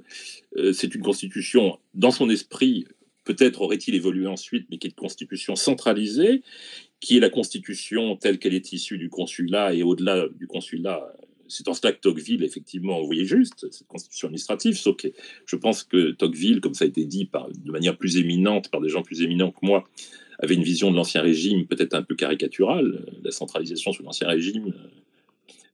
Pierre Boutan avait écrit d'ailleurs des pages intéressantes dans les abeilles de Delphes là-dessus, sur la confusion entre la centralisation politique et la centralisation administrative. Ce que je veux dire vraiment, c'est que De Gaulle considère qu'il y a un attelage qu'il faut reconstituer, et c'est des choses qui ont été dites par des gens que De Gaulle connaissait, lisait. Giraudoux, dans ses textes politiques, dans Plein Pouvoir, Giraudoux, mais dans des textes aussi de l'entre-deux-guerres, Giraudoux dit l'attelage ne marche plus en France. C'est l'administration qui conduit le pays pendant que le cheval politique divague sur le côté. Daniel Lévy a théorisé ça dans un de ses livres fondamentaux, dont le nom m'échappe à l'instant, mais qu'il a publié au début des années 30. Et De Gaulle lisait Daniel Lévy, et c'était pas une idée, tout à fait en l'air. Et enfin, dans le fil de l'épée, dans La France et son armée, et ensuite dans la mutation qui va s'effectuer dans les mémoires de guerre, puis dans les grands discours de Gaulle, on voit très bien que à un moment donné, quand il parle de l'armée, il parle de l'État en réalité, et il définit les rapports entre le pouvoir civil et l'armée, et la formation des élites militaires. On voit en réalité que l'élite administrative va prendre la place de l'élite militaire. Donc, pour moi, la constitution administrative, c'est beaucoup plus qu'une notion juridique, c'est beaucoup plus que ce que Tocqueville voyait, c'est véritablement quelque chose qui est substantiel à la Ve République, et dont l'ordonnance de 45 est la charte première, l'ordonnance qui crée l'État, mais qui ne crée pas que l'État. Il faut lire l'exposé des motifs de l'ordonnance de 45. C'est une vision totale de l'État. L'ordonnance de 45 et la façon dont l'administration a été organisée et utilisée sous la Ve République, le décret de 64 sur les pouvoirs des préfets, le projet de référendaire de 69, et puis surtout le fonctionnement de la Ve République, qui repose sur cette articulation très forte entre l'exécutif et la législative. Et il me semble que Pompidou est tout à fait dans cet esprit-là. Et je ne sais pas s'il pensait constitution administrative, mais je pense que Pompidou, il y a des discours et des textes de Pompidou qui le montrent très clairement, notamment ce discours devant le Conseil d'État. Pour Pompidou, l'État, c'est le pouvoir exécutif, c'est la constitution politique, et c'est l'État au sens de l'administration.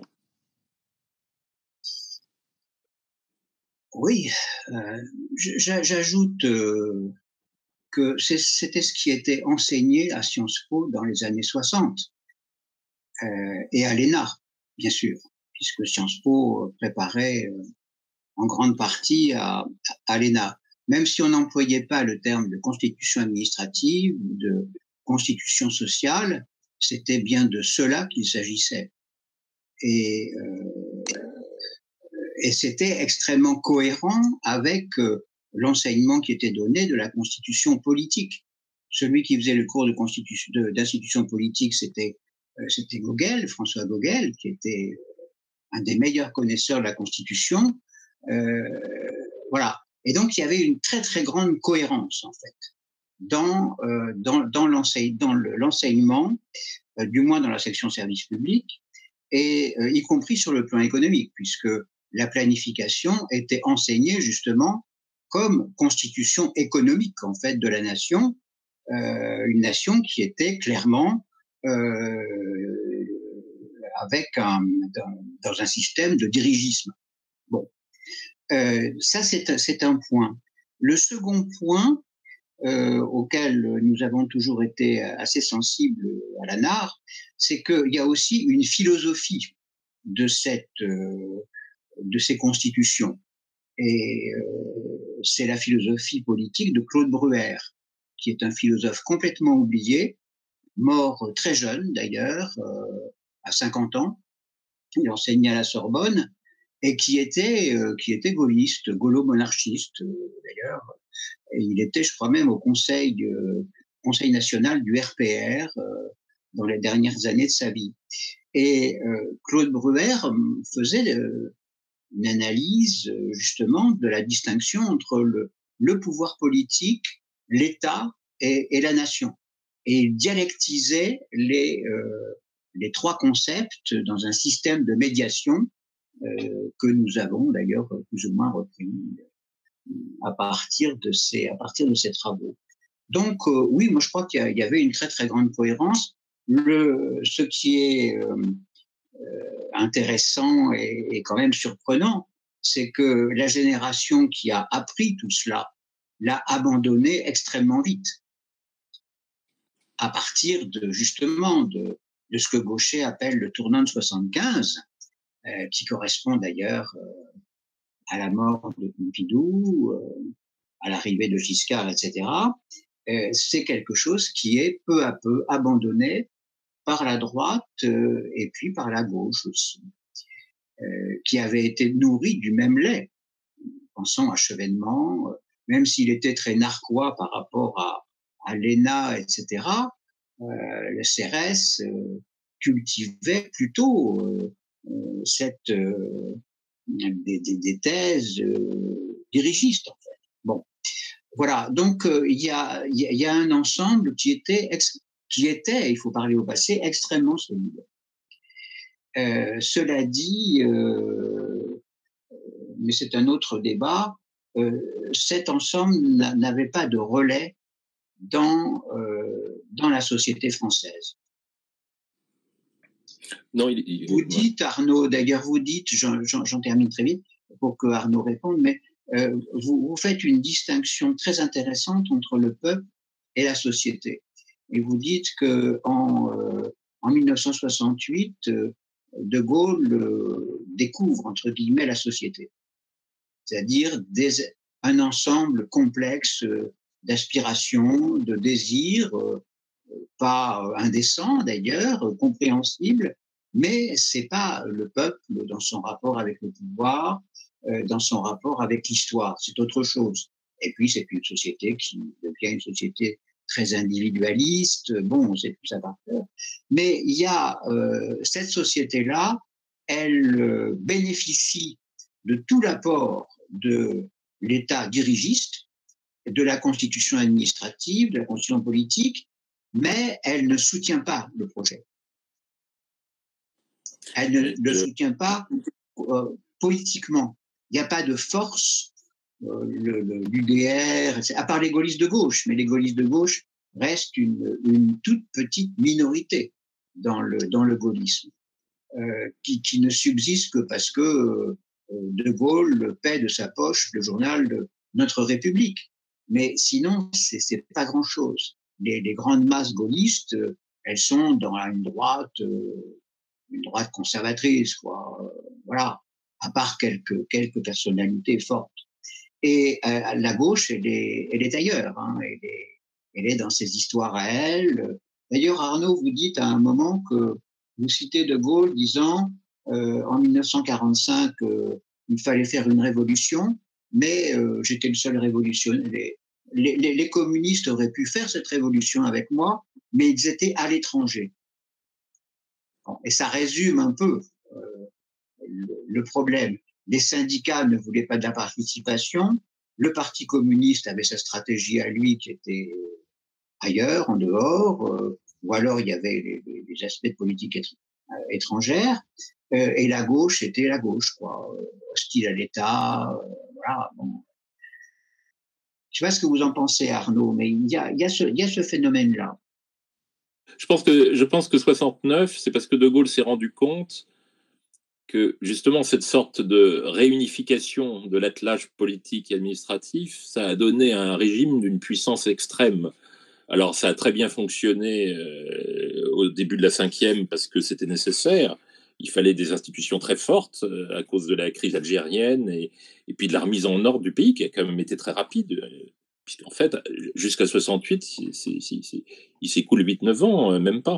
Et que De Gaulle s'est rendu compte que c'était une sorte de cathédrale un peu lourde pour une société qui voulait respirer, qui voulait oublier un peu la guerre qui était encore proche, qui voulait oublier la crise algérienne, et qu'il a cherché en tâtonnant quelque chose qui permette, avec la région, de trouver un espace qui permette de dialoguer avec ce personnage effectivement nouveau qui était la société, et qui, pour lui, n'était pas le peuple, mais quelque chose de plus instantané.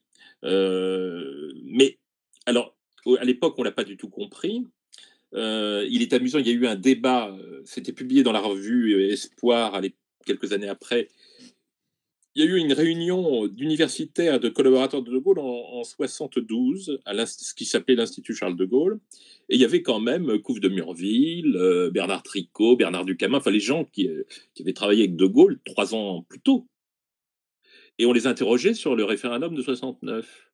Et alors, tous y sont tombés d'accord sur le fait que ce n'était pas un référendum suicide. Que pour De Gaulle pensait qu'il pouvait le gagner. Ils sont quand même bien placés pour le dire en 72.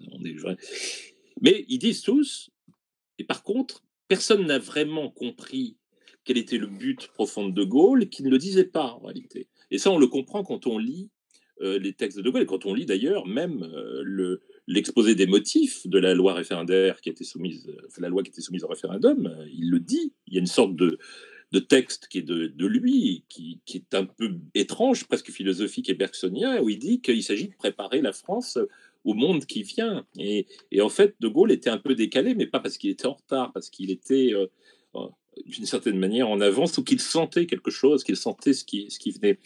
Et sur l'histoire de constitution politique et administrative, deux petits éléments amusants.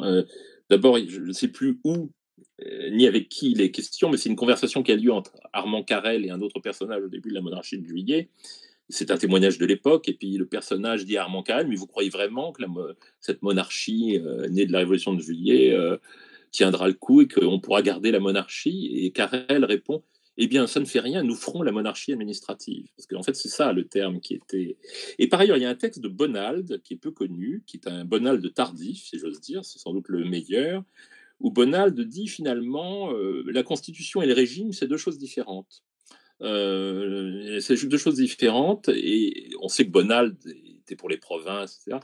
Mais il dit, quand le pouvoir politique, quand l'exécutif est fort, il lui faut un régime, il lui faut un régime local, je n'ai plus les termes exacts, mais beaucoup plus libre, voilà. Mais lorsque l'exécutif est faible, il faut une administration forte et plutôt centralisée. C'est un texte peu connu et assez complexe de Bonald, qui en fait s'inscrit dans les réflexions de la période de la Restauration, où en réalité d'ailleurs, un certain nombre de personnes comme Villèle, enfin, ils ont fait le choix de garder la constitution napoléonienne, alors qu'il était fortement question de s'en défaire. Et voilà. Donc c'est vraiment quelque chose, à mon avis, qui est profondément inscrit dans notre constitution, si j'ose dire, séculaire, pas la constitution au sens du droit constitutionnel, la constitution au sens de régime. Et vraiment, ça, je crois que c'est assez fondamental, puisque même Bonald avait senti qu'il y avait un sujet, si j'ose dire, qui se profilait avec les restaurations et qui ne cessera de s'affirmer ensuite.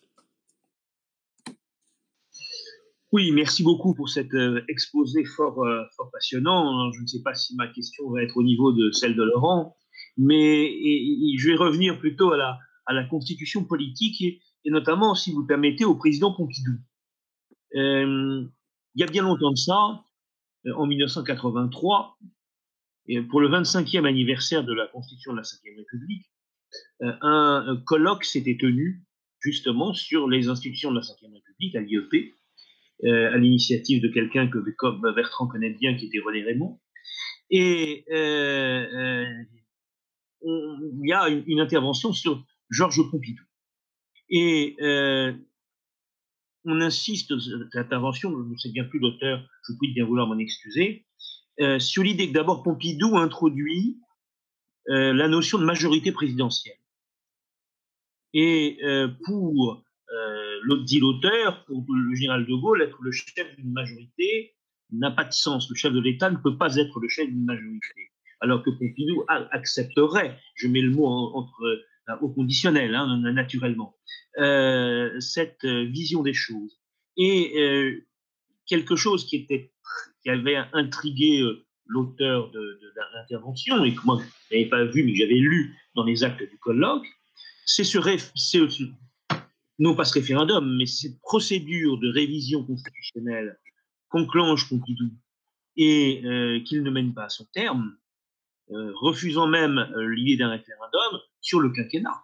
Parce que finalement, la première tentative de quinquennat date de Georges Pompidou. Et il y avait eu une discussion sur la question de savoir si Pompidou, ça c'est purement technique, avait entre guillemets le droit d'arrêter une procédure qui était déjà enclenchée. Puisqu'il y avait déjà eu un vote du Sénat et de l'Assemblée nationale qui était positif, mais qui semblait donner le sentiment, pardonnez-moi, je m'exprime mal, qui donnait le sentiment qu'il n'y aurait pas de majorité des 3/5 dans un vote du Congrès et que Pompidou ne voulait pas d'un vote du référendum.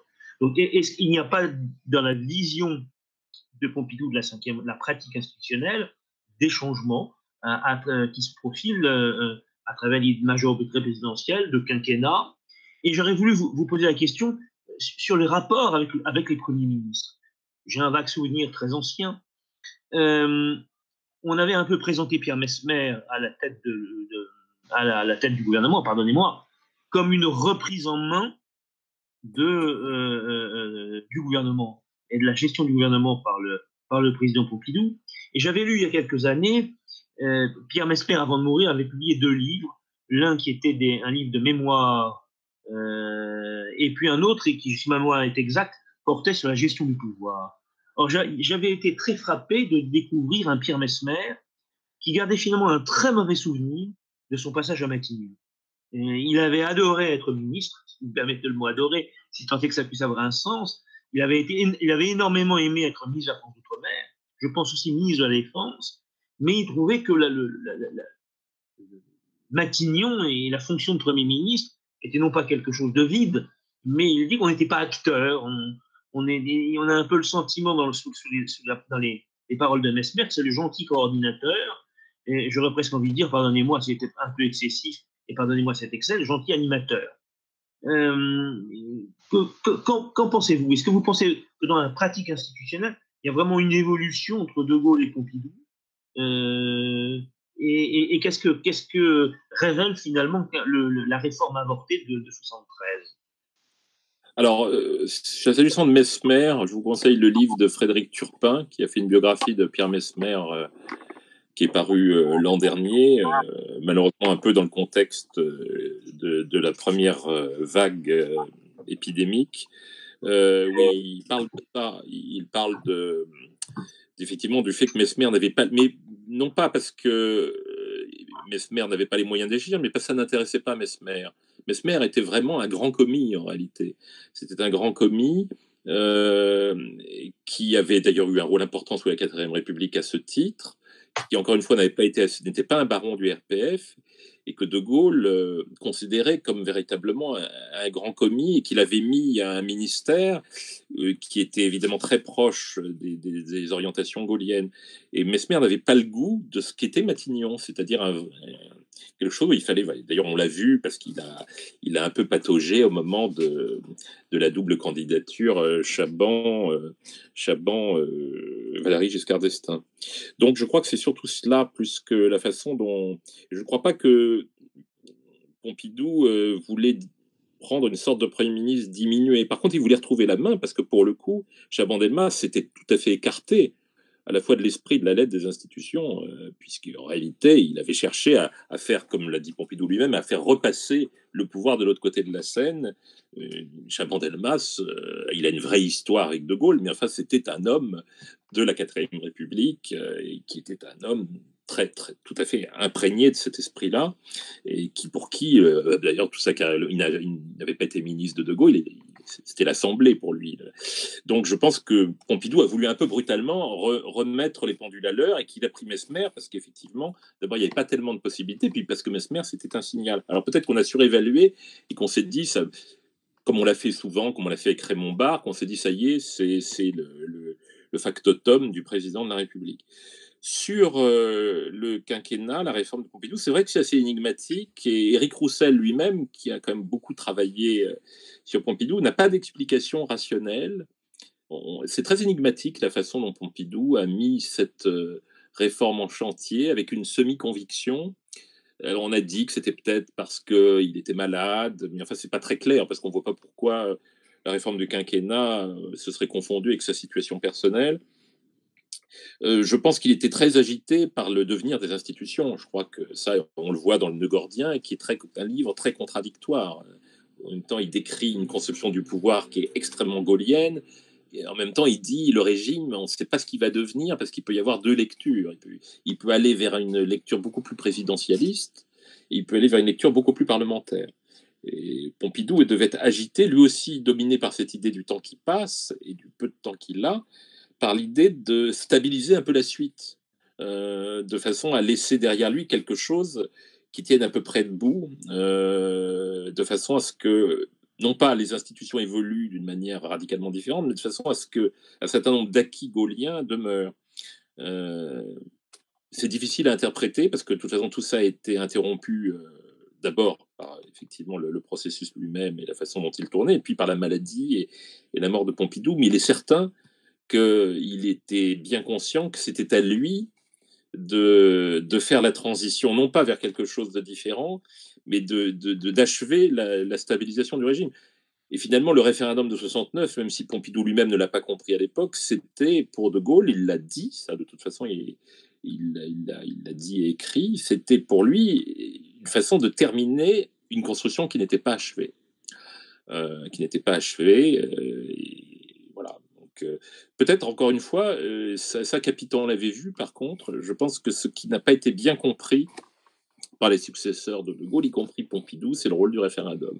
C'est-à-dire l'idée que c'est un élément fondamental de l'expression de la souveraineté nationale, et que le président de la République, qui effectivement est dans une position différente, qui ne doit pas être un chef de parti, qui ne doit pas être le chef d'une majorité parlementaire, le président de la République doit néanmoins, à raison des grandes orientations qu'il définit, et surtout à partir de 1962, à raison des pouvoirs considérables et de la légitimité tout à fait surdéveloppée qu'il a acquise par le suffrage universel, le président de la République doit vérifier de manière régulière, mais uniquement sur des projets d'envergure, la réalité de sa légitimité et sa capacité à agir. Il me semble que ça n'a rien d'absurde. C'est quelque chose qui pourrait tout à fait se pratiquer. L'idée que le référendum est un pur plébiscite, c'est pas vrai. Enfin, moi, je garde le souvenir de ce que peut être un référendum bien préparé sur un sujet extrêmement technique. C'est le référendum sur Maastricht. Il y a eu une vraie campagne référendaire, et il y a eu un vrai référendum, même s'il a un peu été faussé par François Mitterrand et certains artifices politiques qu'il a utilisés à la dernière minute. Mais voilà, le référendum est un outil tout à fait utilisable, à condition, encore une fois, qu'on en comprenne le sens et qu'on respecte certains codes, c'est-à-dire avec un vrai débat approfondi, avec une vraie implication du président de la République dans le débat, ça c'est clair. Puis-je me permettre encore un mot? Je t'en prie. Vous aviez évoqué tout à l'heure de manière très intéressante la rencontre de Gaulle avec la société, et vous dites que c'est 1968, si j'ai bien compris, qui est le moment de cette rencontre. J'ai été frappé par votre propos, parce que je pensais au même moment à quelque chose d'autre, la campagne présidentielle de 1965. Si vous vous souvenez de cette... bien sûr, pardonnez-moi, je suis très maladroit, pardonnez-moi. En 65, après le ballottage, justement, qui a terriblement frappé De Gaulle, il me semble que c'est Alain Peyrefitte qui lui dit « il faut que vous fassiez campagne cette fois-ci ». Et il y a l'idée d'entretien avec un journaliste qui en l'occurrence sera Michel Droit. Et il me semble que parmi les entretiens qu'il a avec Michel Droit dans le cadre de sa campagne, il semble au contraire manifester un certain, comment dire, une certaine compréhension des préoccupations de la société. Pardonnez-moi, l'expression est un peu facile, un peu au plus près des gens. Il parle des nouvelles ambitions de la ménagère.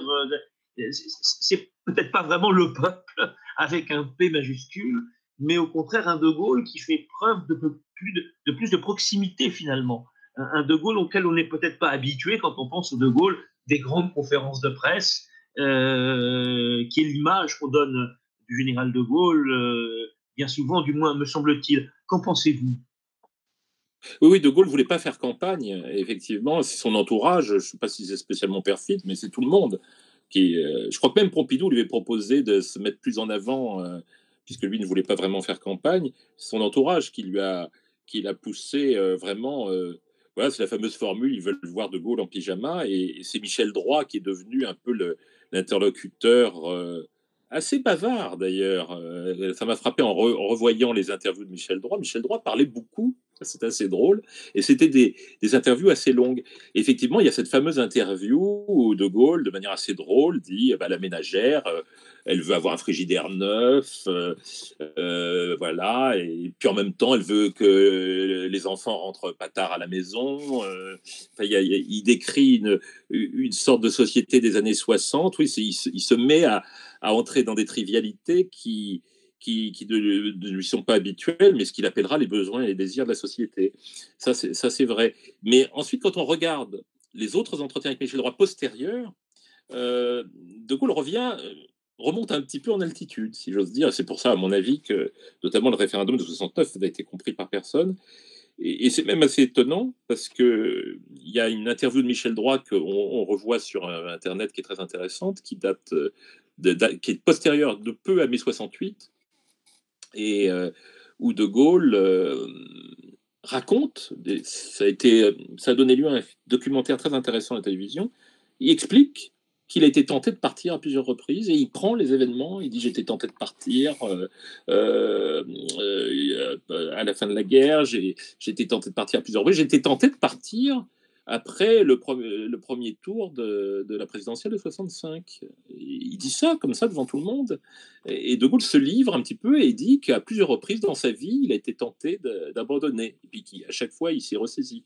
Et il dira d'ailleurs, il n'y a pas d'énigme sur Baden-Baden. Il le dit, quand il revient de Baden-Baden, il le dit à Tricot, j'ai envisagé toutes les hypothèses sans aucune exception. Il le dit dans le discours du 30 mai 68. Il dit j'ai envisagé toutes les hypothèses, ce qui veut dire j'ai envisagé de partir parmi les hypothèses. Et il le redira à François Gogel quand François Gogel viendra le voir à Colombey en décembre 69. Il dit à François Gogel en mai 68, je me suis ressaisi et j'ai ressaisi la France. Ça ne peut pas être plus clair. Il n'y a pas de mystère sur Baden-Baden. Il a réfléchi et il a pris sa décision dans la solitude, comme il le faisait toujours, et comme d'ailleurs la plupart des décisions des grands hommes d'État se prennent. Et donc voilà. Donc ces entretiens avec Michel Droit, c'est vrai, on voit De Gaulle qui essaie un autre personnage. Mais il y a toute une histoire de ces entretiens avec Michel Droit qui sont vraiment à revoir tous, parce qu'ils sont très curieux, et il y en a vraiment qui sont d'une très haute portée intellectuelle, notamment au moment de la campagne référendaire de 69. Donc je pense qu'il y a eu un moment en 65 où effectivement on lui a dit il faut que vous soyez plus proche des gens. Mais sa façon à lui de résoudre le problème sur une grande échelle, c'était 69. C'était du De Gaulle tout craché. C'était écoutez, on va créer la région. Comme ça, on pourra décliner le plan au niveau régional de manière beaucoup plus adaptée. On sera débarrassé des vieilles élites départementales. Il y aura une assemblée où il y aura des élus, mais il y aura aussi des représentants des syndicats, des chefs d'entreprise, des représentants des familles. Tout ça sera quand même plus ou moins dirigé par le préfet. Et c'est vrai que ça paraît presque un peu décalé ou puéril quand on le voit aujourd'hui. Mais en réalité, c'est ça qui me frappe toujours, c'est quand on revoit le problème aujourd'hui, on voit qu'on est toujours au même sujet, puisque en réalité, on dit la démocratie classique ne suffit pas, il faut inventer une démocratie participative. Et en réalité, avec plus de hauteur et d'ampleur, De Gaulle essaie de mettre en place en 69 une forme de démocratie participative qui passe pas par l'élection seulement, mais qui passe par une façon de rencontrer ce qu'à l'époque on appelle, sans que le terme soit complètement usé encore, le terme de force vive.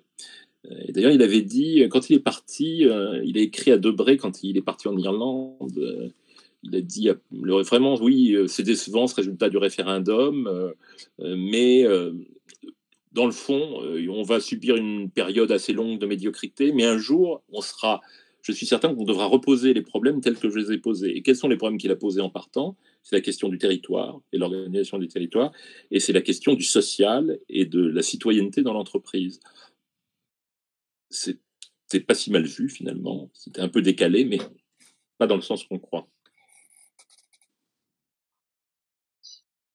Il y a quelque chose aussi qui est très important dans votre livre, c'est quant à la comparaison entre Pompidou et De Gaulle, c'est que c'est la façon bien connue dont De Gaulle devient l'institution, incarne complètement l'institution, jusque dans ses moindres gestes de la vie quotidienne, alors que Pompidou est quelqu'un qui, sachant cela et sachant la dureté de la fonction, en fait, hésite beaucoup avant de se décider à devenir justement l'homme de l'institution. Lui et sa femme, ils ont envie tout à fait naturellement, ils ont envie de vivre, ils ont des amis, etc. Ils veulent garder leur vie sociale. Et en même temps, il y a la tentation du pouvoir, et Pompidou sait très bien que le pouvoir, c'est quelque chose de sacrificiel.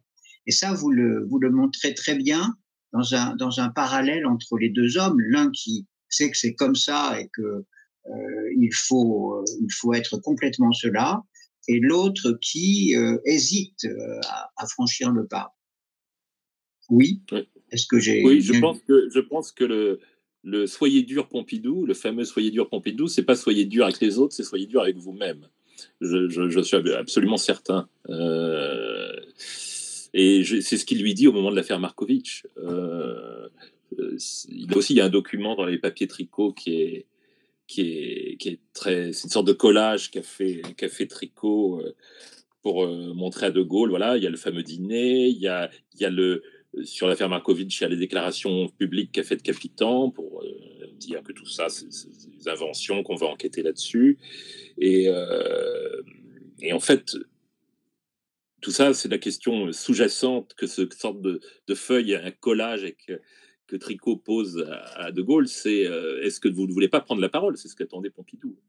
Et De Gaulle dit non, parce que je pense qu'il dit, voilà, j'ai fait assez, et c'est ce qu'il dit, il l'écrit à Pompidou au moment de l'échange de vœux fin 68, début 69, il écrit à Pompidou, c'est dur, mais la politique c'est comme ça. La seule chose, évidemment, que De Gaulle a peut-être justement pas compris au sujet de ce qu'a ressenti Pompidou, c'est que De Gaulle n'avait jamais été attaqué sur sa vie personnelle.